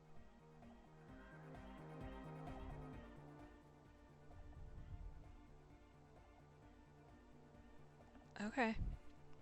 We'll keep that in our back pocket, I suppose. Yes, what is it? Alright, I talked to Egghead, he plugged on the cable, you can now unmute your speakers. Okay, but think you can ask him to turn the volume down a bit? Just in case. Maximum! Shouts Egghead, a great smile still adorning his face, larger than a red dwarf star. Maximum is the only way! I know it is, but could you please turn it down just this instance? Just this one time? Maximum is not the only way, okay? Pump it to the brick! Pump it to the hard master! There's no other way! Glue style! Glue style? Okay. There literally is no other way. The mixing desk is glued to maximum. Good lord. See? He pumps it to the hard master. It's hopeless. I think what Egghead is trying to say is that the volume button is stuck on maximum. Of course it is. She shrugs, consigned to her fate. Yeah! Permanent enlightenment! Ray of sound! Never mind then. Let's get on with our project. I'm going to unmute the speakers on a count of 5. Everyone ready? Egghead pumps his hand up in the air, waiting for the beat to drop. Born ready. Ready. I'm ready if you two are detectives. The lieutenant nods stoically. Suddenly, your palms are sweaty. The church seems cold and large. Somehow, there's tightness in your chest. Anxiety. Okay, ready. 5, 4, 3, 2, 1. Mute disengaged. She lifts her hand from the keyboard. Complete silence fills the room. No wind outside. No waves. No floorboards creaking. Total, continuous silence. This is unnatural. The woman looks around. In the silence, you see dust move on the floorboards. The driver of the speaker vibrates in the air and then stops. Plasterwork begins to crumble down the walls. In the silence, a low hum starts creeping up your spine. It's a song inside you, not in the speakers, not in the room. A great bass sigh in the basement of your mind. Slowly, it builds until the air around you starts to vibrate. I like the implication that Kim is trying to pull a gun on silence. It's out there now, in the world, made manifest. It will devour everything. The floorboards, the glass, the streets and the people. Nothing will remain. Guys, what's going on? There's alarm in the man's voice as he steps back to scan the surroundings. A slight rattle, like crystal clattering in the cupboard, fills the air, joining the chorus. This fragile world is about to break. Also, we got him to put his arm down. Ooh, he looks scared. It's getting louder. Says Noid, his eyes riveted on the strange circle of water basins. In the basins, the water looks like it's boiling. Hosiana! Mother of Mega! You hear Egg yell, then something else, but his voice is growing faint. In his mind, a tidal wave approaching from afar, swallowing entire coastlines on its way. Salvation.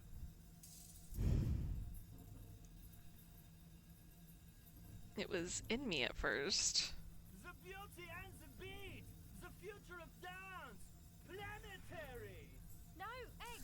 It's the window! The glass shards around Dolores Day's vacant heart appear to be vibrating from the sound. It almost looks as if she's alive. In the corner of your eye, the lieutenant steps aside, cautiously, his eyes searching for a possible evacuation route. The window is going to come down. No, the roof! She looks up, a screech fills the air, a scream of wood and nails. The pillars of the church twist and creak above and around you. Cracks appear on the stained glass window. Cracks run up the wooden pillars in the dark. Come down to us! Love! Below it, all the bass grows, like the jaws of a giant compressor gnawing on metal and wood. It does not sound benevolent at all. It's shaking the building's foundation. The floor twists. A great pulse arises in your flesh. That's it. I'm muting it.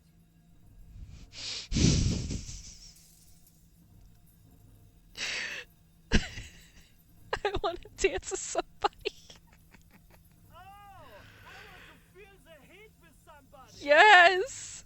Shit! Doesn't stop. A seal? Have you?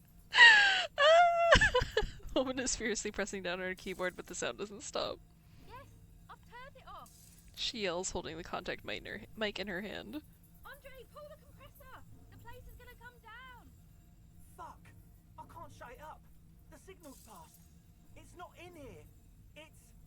In the mixing desk now, building into a positive feedback loop. This is it. A great roar. The vault of the roof twists above you. Glass shatters somewhere near the door. It's coming down.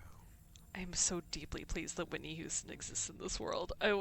That's why I couldn't. I was like, we have to see. Egghead, it's in the desk. And then it stops. Totally and utterly. As if there never was a sound. Only your ears still ring from the shock. Everybody is staring at Egghead, holding a dangling cable in his hand. A black 3-pin connector. Egg. I pulled the plug. It was getting too hardcore. You did good, Egg. Most of the place seems to be intact. Fucking hell. Programmer lady, tell me you were recording that. 4 years. 22 people. Millions of reals.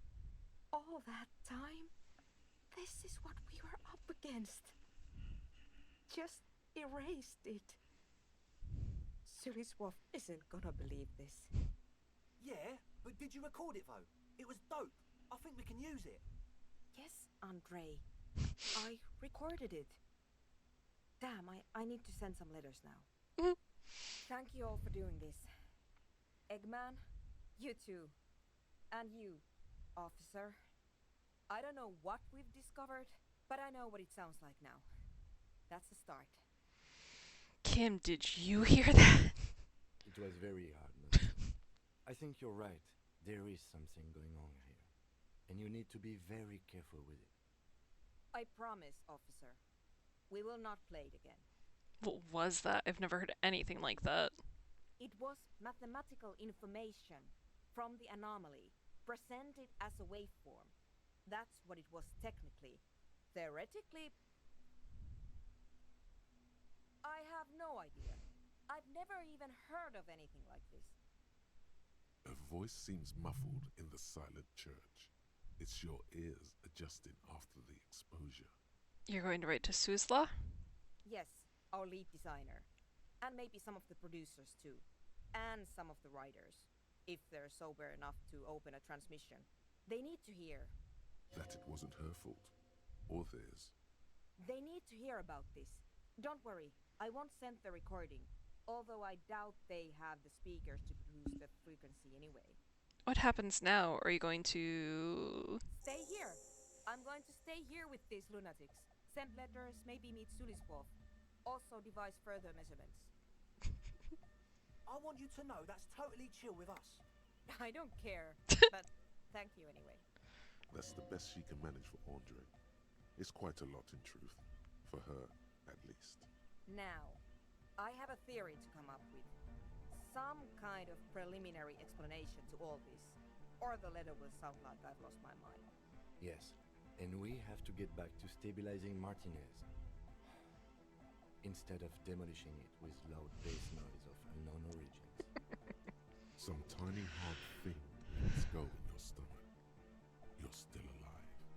You have an explanation for all this. Somewhere deep in you, you know. The person you were knows. Let's save before we try to say a crazy thing and see how it goes. And also see if I have other logic. I think I have a few things to do in here. Is my shivers higher or something? Why is that new?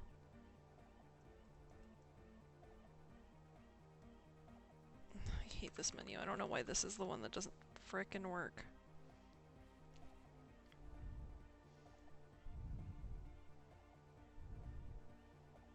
Okay. Like, did something level up just because? I have no idea. Okay, my head went blank.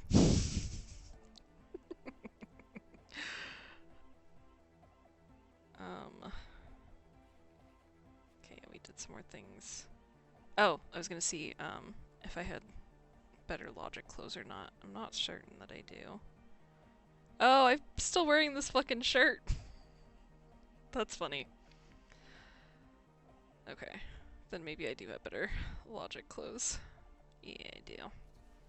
Yeah, I do.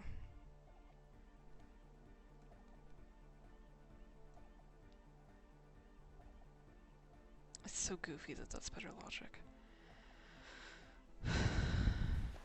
Oh, that's even better logic. JK.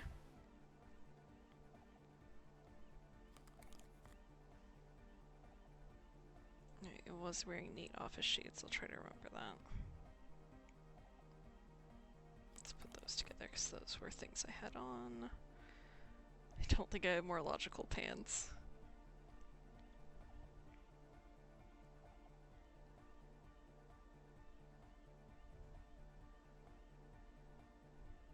I have more logical jacket apparently.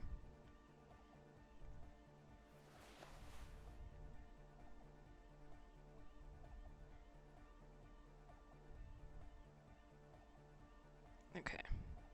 It's as logical as we get clothes-wise. Yes, what is it?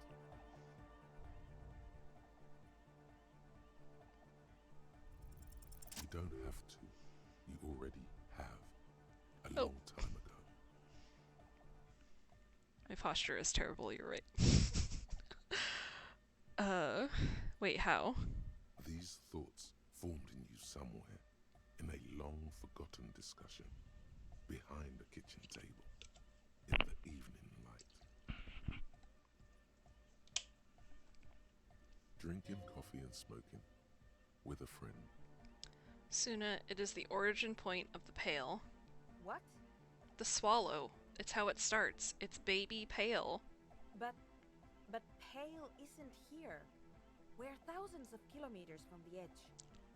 That comforts her.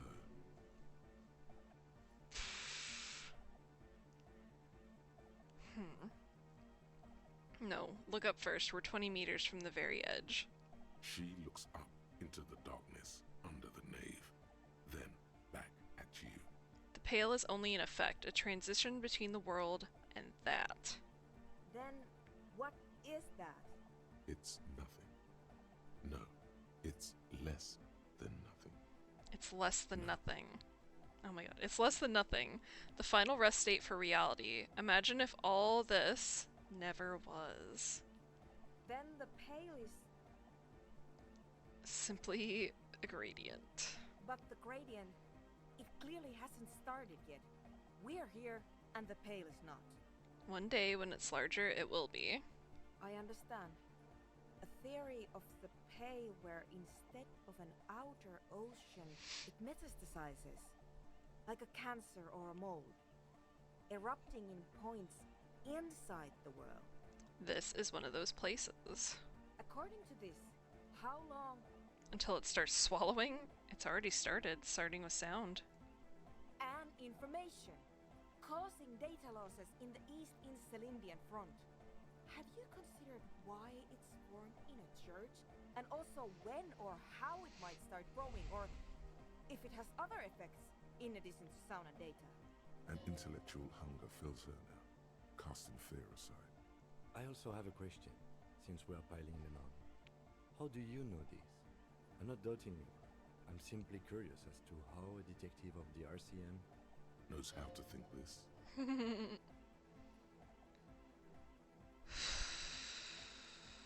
All the failed businesses in the doomed commercial area, all the failure in Martinez. You think the presence of that puncture has somehow influenced the outcome of events here? Even say software development? She already made up her mind when she heard it. Some kind of great and uncaring force had to play a part. It wasn't only them. Yes, even the revolution was defeated here. I mean, a kind of anthroponetic history. I told the producers we need to go and move to a normal office building with amenities. But no, the artists like the milieu, the writers like the history. I told them. I should let people still working in there know about this. They might be affected. You mean Plaisance and the dice maker? There was almost no one left when we packed up. Oh, yeah, why would we only tell one or the other? Both of them deserve to know. Then go tell them. It didn't form in a church formed around it. Of course! A pine wood sarcophagus! Or a containment facility of some kind, built by the first settlers. Yes, acting on an instinctual level, or religious practices we've forgotten. I have considered the same. The bad news is, there were 7 pinewood churches built in the first decade of provincial settlement. So we just got lucky on this one. Most of them were burnt down during the revolution, or repurposed before, during the suzerain. I'm not saying all of them have one in them, but... Some of them might. A black grain hanging in the air. Alright, I think I've had this thought before, that's how I know. An amateur anthroponetic police officer. I'd like to say I've heard stranger things, but I'm not sure. This is a hell of a guess, however. Well worded, I might add. God.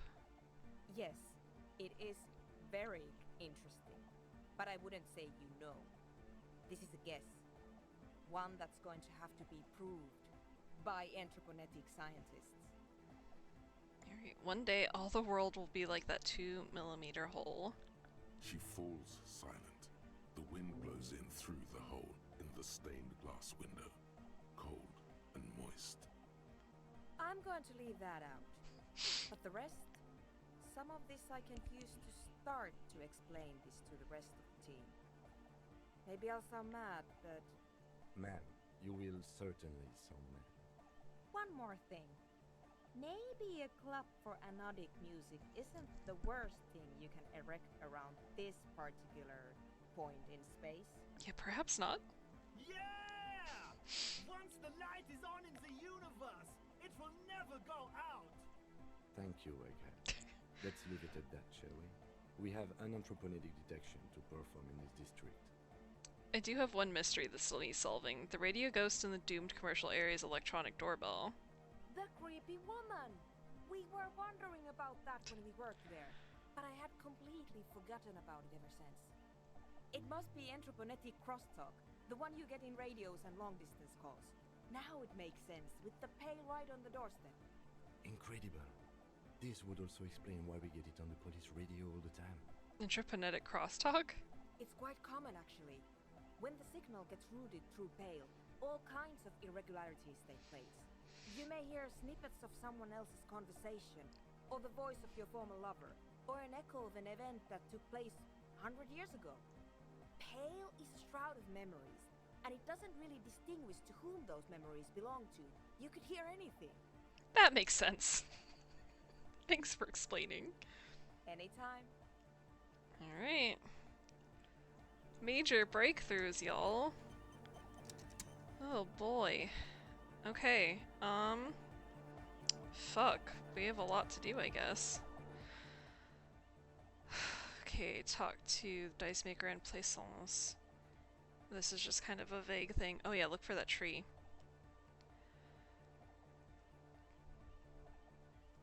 Okay, so we're gonna walk back the long way, see if we run into that tree, and then we're gonna talk to people in the building.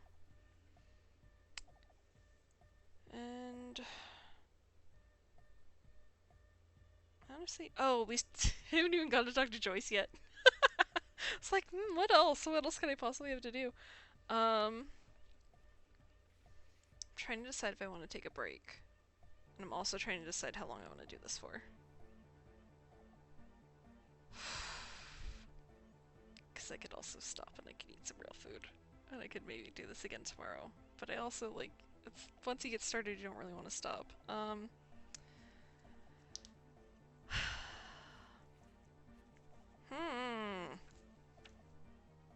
Let's say we'll talk to Joyce. We'll talk to Joyce, we'll see how long that takes. And I'll decide after that. How about that? And also let's see what this is. Something new happen? Oh yeah, new thought. Cleaning out the rooms. 5 hours. Someone's been walking around in your dreams lately looking for something, tidying up, rearranging, storing away all the unrealized dreams, putting old pains in boxes. The worst nightmares have settled down for a while. A spot of light on the bedroom door after dark. The fluttering of eyelids in the spring sun. A thought that arises only to disappear again. And yet there's a pattern emerging. Alright, good. Sounds great to me.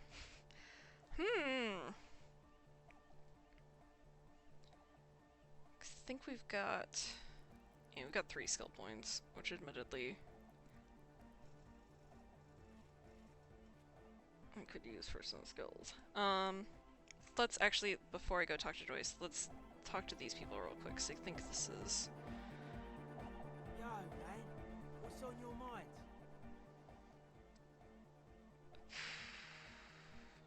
And we have a lot of other things. Is this actually new? Spirit entered. What is there to talk of? Alright, you say that as a carpenter yourself? I don't say much anything as a carpenter anymore. They tried to make me into a reckoner and a leveler. Made me a bit manic, you know. I regret the time I dedicated to that profession and that worker collective. I say things more as a member of the hardcore side dance community these days. You're not gonna ask me how I knew? Why? You're a cop. I carry carpentry tools. Alright, let's talk about the glasswork again. I've been thinking about her. Murderer. Why? Yeah, but like, who isn't accused of being a mass murderer these days? No one says Arno Van Eyck is a mass murderer. The Anodic pioneer Rietveld is not a mass murderer. He is not accused of mass murder. Likewise, no one says Jermaine Egghead or Andre are mass murderers. You can live entirely outside that suspicion. Billions of people go about not being guilty of mass murder. Just not her. Okay. Sure. Why are you so suspicious about everything? Suspicious people are esoteric people. We don't go around spilling everything to Johnny Law. They don't call me Noid for nothing. It took us setting out for this whole enterprise to get our science synced. Why are you called Noid anyway? It's short for paranoid. May I ask why Wicked is being suspicious? A reasonable question. Say I get hurt. I want to make sure it never happens again. So I analyse the situation. Exercise caution. Caution is suspicion. What are you suspicious of? It'd be easier to list stuff I'm not suspicious of. I'm not suspicious of sound and colour. Mechanics and chemistry also have a trueness about them. Most anything else deceives. Wants to steal your life away. This is a good, dangerous line of questioning. You should prod him on. And what are the most suspicious things? I don't have a top 10 list of things I'm most suspicious of. But if I had one, The left-right complex would be number 1. Number 2 would be their sole accomplishment, the pig-wheat paradigm. Don't be suspicious. Don't be suspicious. Alright, tell me more about the left-right business. I prefer not to. Both ask the wrong questions. Any spark of light from either one is accidental. Their combined movement's only concern is producing enough pig and wheat for everyone. The end goal of humanity. The original mistake was assuming that words have more being than bodies. That's what led us astray. Far from our true lives, but we may yet find a way back. Whatever this true life is, you feel it's the real centerpiece of this mythology. What's suspicious about the production of pork and wheat? It's our only shit. We should make better use of not being animals or cereal grain ourselves. What's bad about cereal grain? Having enough food could be a precursor for greater things. Yes, having food is means to an end, but the left never talks about the end, only the means. Caps are likewise suckers, constantly sleepless in worry. Okay, hang on. Oh, and the animals. What's bad about animals? Animals are cute! Nothing. Animals are cool, guys. I like animals too, but that doesn't mean I have to be one myself. I don't want to ask him if he's mentally ill. That seems bad. Well, that was certainly stimulating. I want to ask you about something else now, though. His eyes flicker. You mentioned true life. What would that be like? Life is true if it's free from fear, an eternal division among oneself and others. Mankind has seeds of greatness in it. Germinal will come, a return to trueness. It will be hardcore. How would you go about returning to this true life? Beat some bright lights to shatter falsehoods. Nerve impulses for the collective body. We are very much alike in basic structure. An hard enough beat would awaken everyone to a truer calling. In unity. Just like that. The speed freak is right in your face. His eyes burning. His comrades look on worriedly. The young man is dead serious about this. So you're advocating a noise-based society? Many non-Occidental cultures share a beat at their art. Thus, they are closer to true, hardcore life. There's just never been enough of them, and they had to rely on some extremely basic percussion. You keep mentioning hardcore. What does it mean to you? Utmost dedication. Thoughts from the spinal cord. It's a potent superlative as well. Egghead usually has a better concept of the hardcore.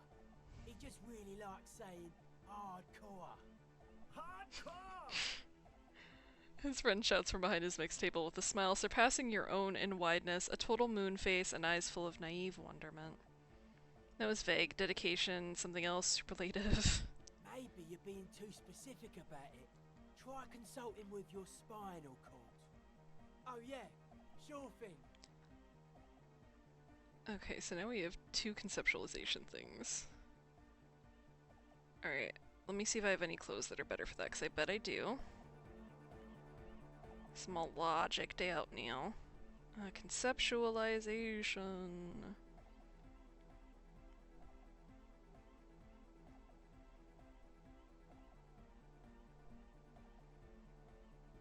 Okay, I'm gonna put my... If there's anything I don't have something better for, then I'm just gonna put my other stuff back on. Because I like those things. Move that.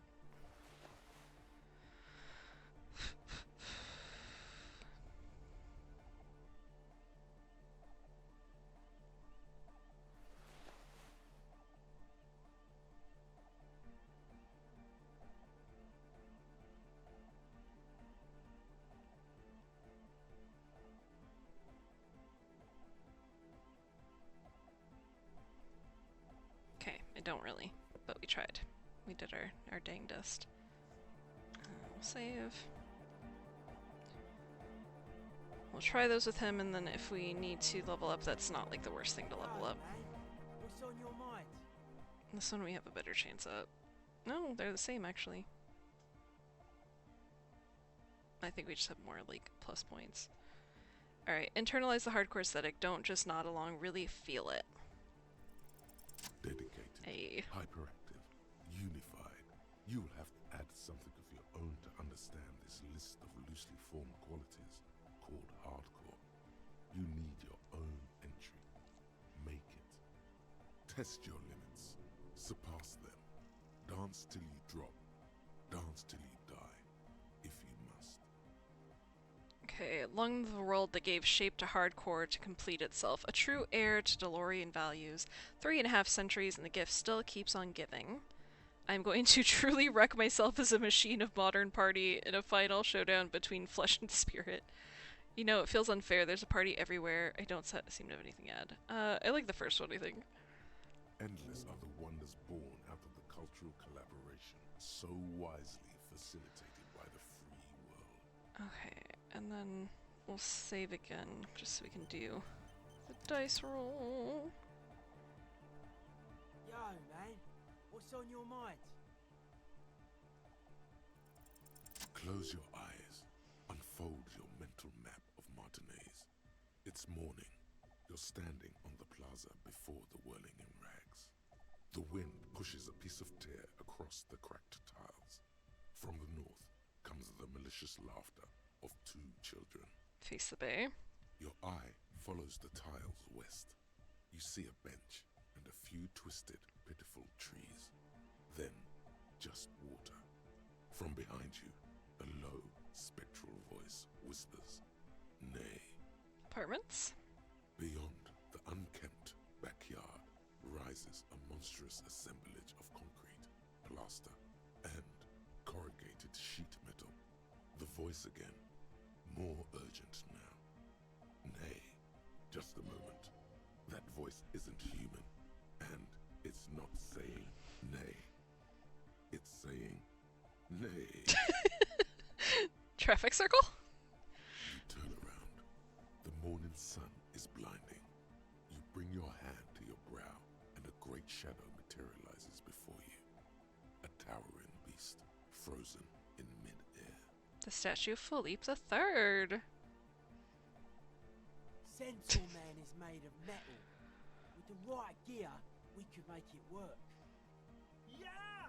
Connect the centaur to the lorries! Unite the whole roundabout in hardcore way! Hell yeah. Huh? Sounds like Egg saying you could use some of the spare cables to rig up the stalled motor lorries and increase the wavelength, which would pretty much make the old roundabout one giant antenna. Hell yeah. One roundabout! One wavelength! Hardcore! About time those other antennas were cramping my style. It's gonna be the most hardcore antenna in Martinez, and probably all of Revershall West. We have the amps! We have the cables! We're almost ready! Yeah! It's right. All we're missing now is the transceiver itself. Soon as you find one, we'll be all set. Where am I supposed to find a radio and transceiver? I don't know. Buy one? Steal one? I don't know your cop ways. Thanks. And before you ask, no, you can't have the radio from my cinema. Okay. I have to be sassy to him. You know what, Kim? I'll find an even better radio on my own. I highly doubt that. When I crank the volume on my dyno wave, it's like you're in the front row at the National Concert Hall. On second thought, this is childish. I'm just gonna look for a regular radio. It's all transmission. A regular old transceiver should work fine. It just won't be as hardcore, you know. Doesn't he have something we could use? Can't do it. We just got this place set up. Can't go risking Egg's most important equipment. Do radio computers have transceivers in them? Yeah, probably. Thing is, you'd have to be an engineer to get it out. I'd stick with regular radios if I were you. I think I saw a radio in that office near the harbor. Some equipment from Harbour could work. Worth the legwork at least. Alright, guess I need to find one of those receivers then. While you're gone, me and Egg will get the rest of the gear together. Meet us back here when you got it. Alright, so we need to find tape in a tree. Slash check the pawn shop for a tape. We need to find a radio transceiver. which might be in an office by the harbor. I think I know what they're talking about. I might be wrong, but I think I know what they're talking about. It might be in the map anyway. We know we gotta talk to Joyce. I can mark something off here.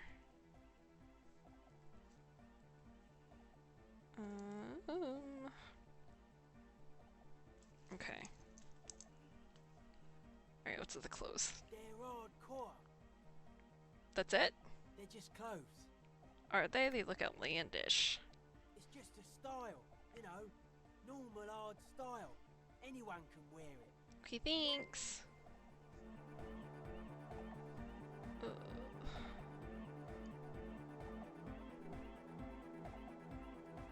Sorry, my phone is doing weird things. I don't know what they mean, so I'm not gonna worry about it. Okay. Find a working transceiver. Yeah, that's being vague. Hardcore aesthetic. 1 hour! We don't need to up our conceptualization. Let's think about it. Native to interfacing, fuck grammar. Not only have you internalized the hardcore aesthetic, you've also contributed to it. How harder core could you possibly become?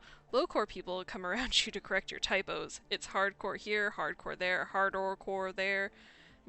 In a third instant, what's going on? Those aren't typo mans. That's how core hardness works. If you don't know hardcore from our happy hardcore, what the fuck are we even talking about? Fuck it, let's do it. And then let's talk to Elysium, because that's the other thing that I had a note about, maybe needing to do something. Ooh, yeah. I don't know if I have anything that'll make my reaction speed better. Probably not. But we could look real quick.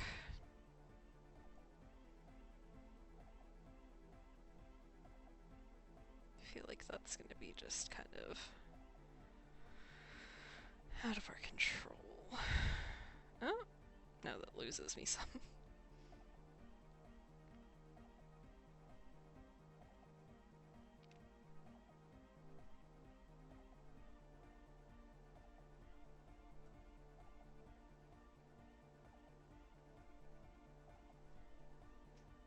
Okay, also I had something that it's meals for conceptualization I didn't realize I did and I could put it on. It's fine. It's fine. Right. Welcome back. The silver bird has already flown away. I will catch it later. Let's think about it when we come back. I'll leave a point.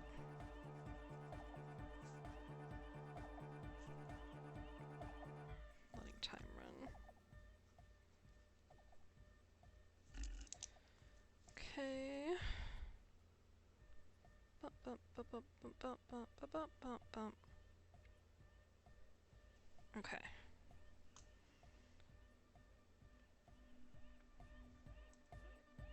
So. Let's still go talk to Joyce. I know it's gonna be like a long thing, but let's do it. We got a few things within the church to work on. We got tape to look for. And let's see. Let's see what happens when we talk to Joyce. Actually, could I fast travel? I think I can. Just to not have to run around. And then I should be really close to her when that happens. Relatively.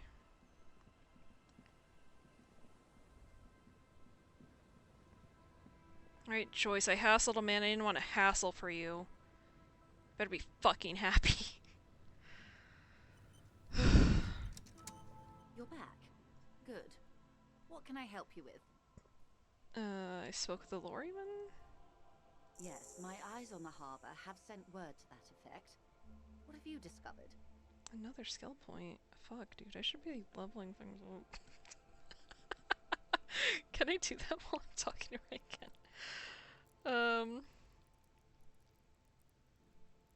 We'll do that. Um.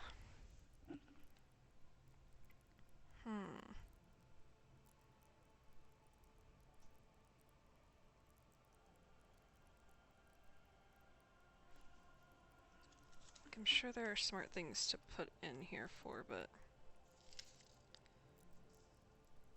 maybe we'll just do that for right now. We'll just do that for right now. And then I'll have that available to me, and we'll still have a point on hand. What is this? Oh, telling me I'm done. Okay. Because maybe I'll need something for her. Wait, where exactly are these eyes located? It doesn't really matter, and I do apologize for the surveillance. Wild Pines can't afford to be blind at a time like this. One of the tall buildings overlooking the roundabout, most likely. That would give them a read on the entire quarter. In any case, it's a relief to know someone has looked into it. If I may ask, will there be an official investigation? I assume you discovered there is an operation. She's trying to conceal her excitement, but the slight glimmer in her green eyes tells you otherwise. The lieutenant is about to interject. Cut him off. This decision should be yours. No, Kim's smarter than me. If there is an investigation, it will be part of an ongoing operation, subject to confidentiality. I'm sure you understand. Of course, detectives. In any case, you've held up your end of our arrangement. I trust you with the rest. Now it's my turn. I wouldn't normally break protocol like this, but the situation demands it. If you don't solve this murder, I'm afraid we may have a bloodbath on our hands. The words bloodbath sound cold in her mouth. They taste of iron and strawberries. What's that about a bloodbath? Yes. I'm afraid this strike may descend into a small-scale civil war, with possible consequences for all of Rivershoal West. Since you are sharing, ma'am, this is also the RCM's worst-case scenario. Then we're on the same page, as grim as it may be. I've already heard about a connection between the lynching and the strike, but I need your testimony. I have an indirect role to play, I'm sad to say. My employer experienced a momentary lapse of faith in me. In that moment, they elected to deploy a private military contractor as an insurance measure. They called it my security detail. A momentary lapse of faith? They were dispatched after I relayed the union's initial offer. Every worker... A member of the board. I tried to convince my employer it was simply a piece of rhetoric, or a joke. They did not appreciate the humor. Do you need a security detail? Absolutely not. These mercenaries are muscle, pure and simple. They are meant to intimidate the Union into surrendering.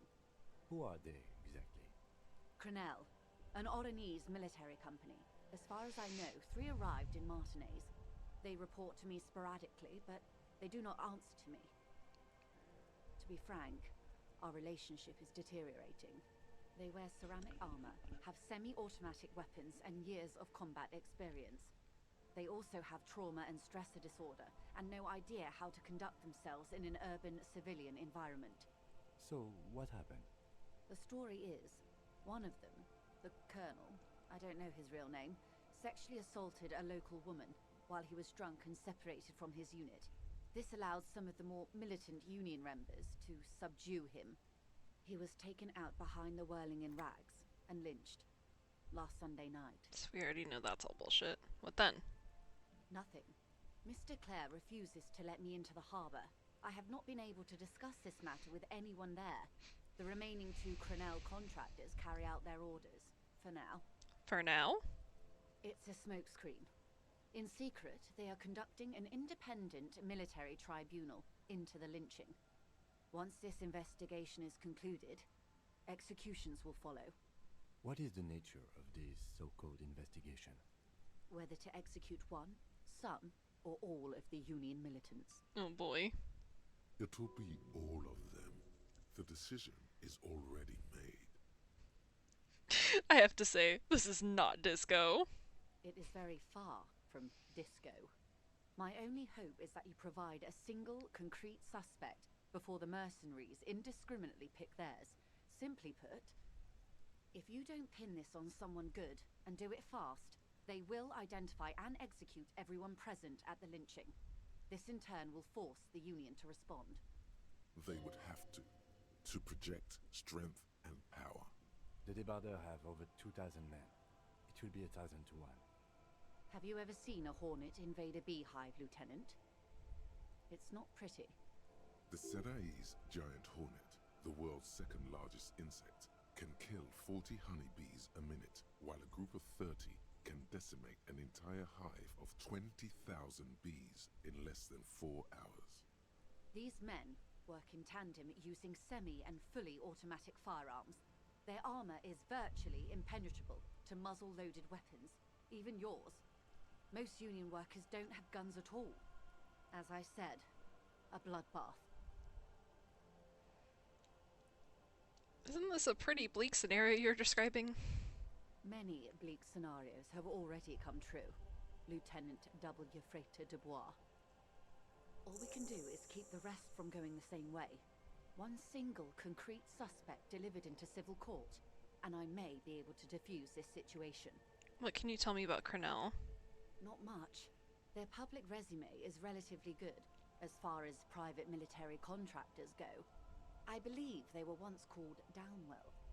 They boast a long list of clients: Saint-Baptiste, Welchman-Lorentz, Eendracht. A warning sign, however. The operations concerned all take place in third or fourth world countries. Guarding facilities, escort missions and such. Meaning they're used to operating in war zones. Yes.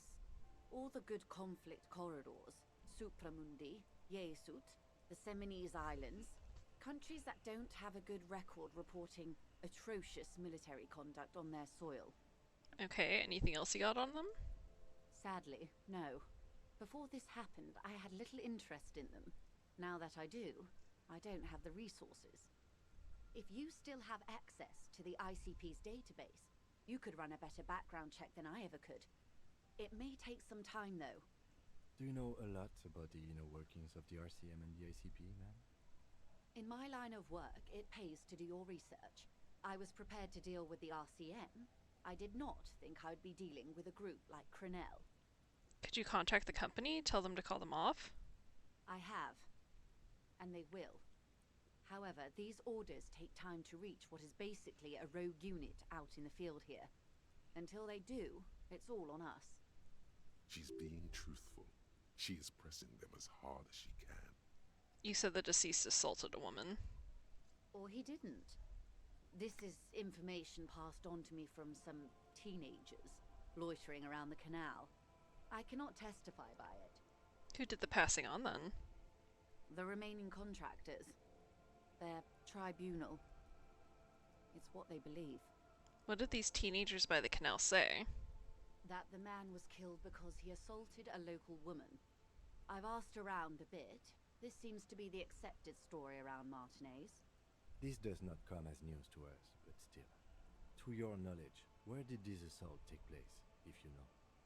Last Sunday night, at the Whirling in Rags, the hostel by the gates. Supposedly, the colonel was drunk, maybe on narcotics too. Either way, he's alleged to have sexually assaulted a woman.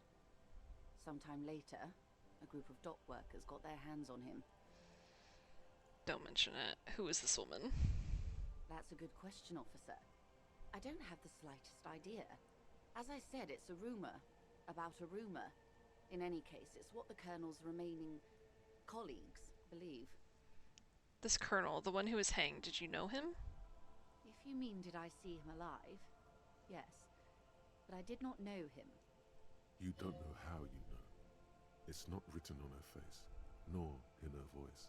But she had sympathy for this man. You liked him. Liked is a bit strong. He was the most charismatic among them. He handled all the talking. His departure left a major gap in the group's communication skills. His name was? Lely. His service name. A nom de guerre, most likely. He wouldn't divulge his full name. Only one of them did. A bad sign if there ever was one. Tell me about the others first. One is a man. Corty, they call him. A nickname as well. The other a woman. Phyllis DePaul. Corty is the gunner, I believe. DePaul is a radio operator. What would you say was his eye color, the deceased's? She closes her eyes, trying to picture the man's face, then shakes her head. I can't remember. There's a pang of regret in her voice. The lieutenant was testing her, asking a small detail first to see if she knew him better than she let on. She passed. That's all right, ma'am. Anything else? Nationality? What would you say was his age? He was 40. Or 50. It's hard to say which. He had a combat injury on his lower jaw. It made it difficult to estimate his age, or gauge his facial expressions. This matches the dental reconstruction we saw on the body, and class also mentioned it, I believe. Hey, What we else? didn't tell her about her. Nationality? Accent? He was, Occidental, I think. Light brown hair, a mixed accent, Oronese, or Messinian, maybe. His injury gave him an accent all his own. In a way, it was humanizing. He had to learn to speak through it, through the injury. That's all I know, I guess. I only met him once. Where are the remaining 2 mercs now? They've gone to ground, as it were. I don't recommend seeking them out. For one, they're likely to be armed to the teeth. They don't have the same respect for the Revachol citizens' militia as I do. To put it bluntly, they think you're vigilantes. Ghetto savages. It will not be a fruitful meeting. Vigilantes. You're a professional officer of the only legitimate authority in Revachol. We still need to know where they are. You're likely to run into them eventually. When that happens, I'll be in a better position to mediate if I don't appear involved.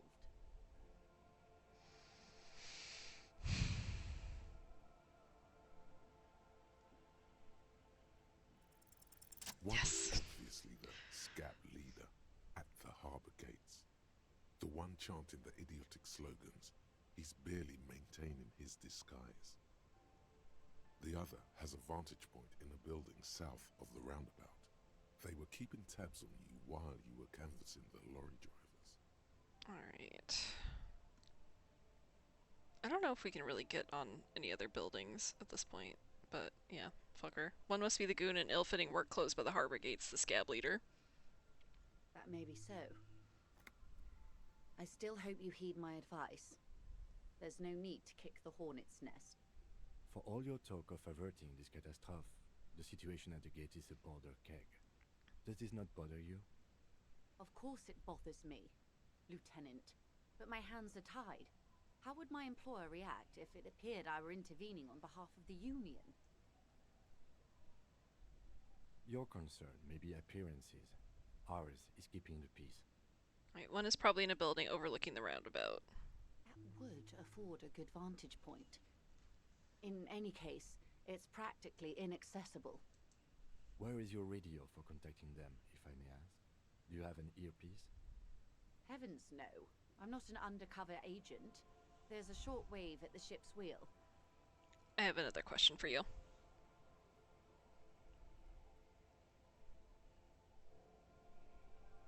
I hope I can answer it better. How much time do we have?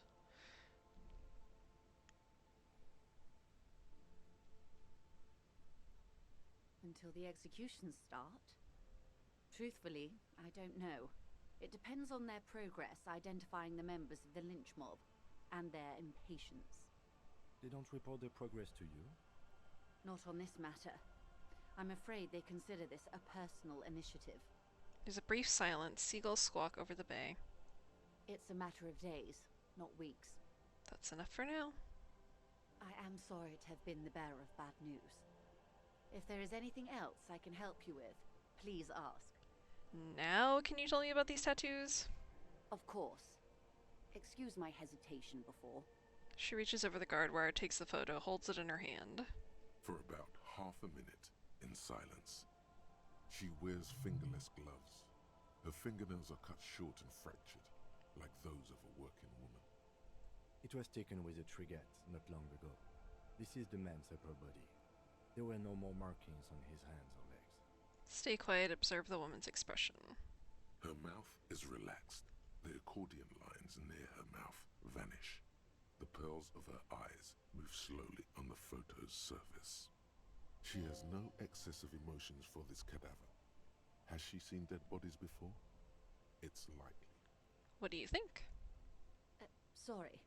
I was trying to see if I can read the web of interdependencies between these points. The stars. She points to one on the photo paper. I can't. But that's how you read this story. The points themselves don't have letters, numbers, anything. Their size, location on the body, and distance from each other tells you what they represent. Like stars in the sky? Close. Port cities. This is an Oronese map of the waterways, a sailor's tattoo worn by wayfarers of the Dolorian century. Over 300 years ago, the sailors would mark their bodies to map their travels. What's the use of this map?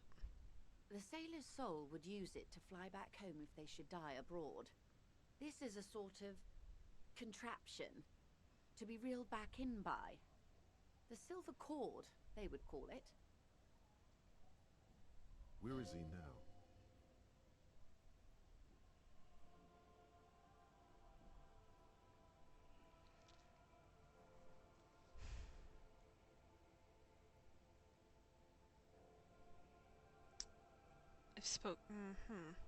Let's go. This one has flown quite far by now.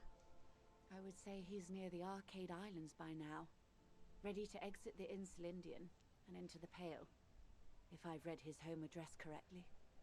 What travels did the dead man make? Quite a few. Vredefort, the Oronese capital, traditionally stands on the right shoulder. He started somewhere near here, I think. What next? Then he made his way to the Pretto Grande, through what I think must be the Stutz Canal, an artificial channel through the Occident. From the Pretto, he sailed to the Insulindic Ocean, first the Semines Islands, then this. She points to his heart. What is that? Revachol. Those are the two constants. Vredefort on the shoulder, and Revachol in the heart. They started the tradition of these maps right after the discovery of Insulinde, at the dawn of the Inter-Easlary Age. The old world passing by, and the new world already here. You said you can't read it. I can't. This man was no sailor, and these are no ports. I can understand geographic fragments, but not their meaning. In Martinez, looking into Krenel, he writes in one. Then the man puts down his pen and rubs his temples with both hands. Outside, there is a siren. Distant gunshots on the streets of the Jamrock Quarter. This man is no brother of mine, but this is his service history. That makes sense to me. We have no more use for a map of the waterways, just like we don't need sailors the way we used to. This is what the custom would morph into on the Occident. Mercenary tattoos. For all the boys looking for adventure, a blood spatter on the seas. What could tell me more? Or who could tell me more? His platoon members? The other contractors. Though I do not suggest you go and show them that picture. This man was their friend and comrade. It could go this or the other way. Maybe if you're tactful, it could be beneficial. Challenge accepted. I say we do it. I need the information. Do what you have to do, Detective Dubois. I don't think deciphering that tattoo should come before public security, but if you should wade into the mob to find out, I couldn't stop you. We will be careful, ma'am. That's all for the tattoos. Thank you for your help. Is there anything else I can help you with? No. No thanks. There's probably some other stuff in there, but I don't particularly want to talk to Joyce for 3 more hours. Alright, so we can talk to the scab leader, but we might fuck everything up if we do that.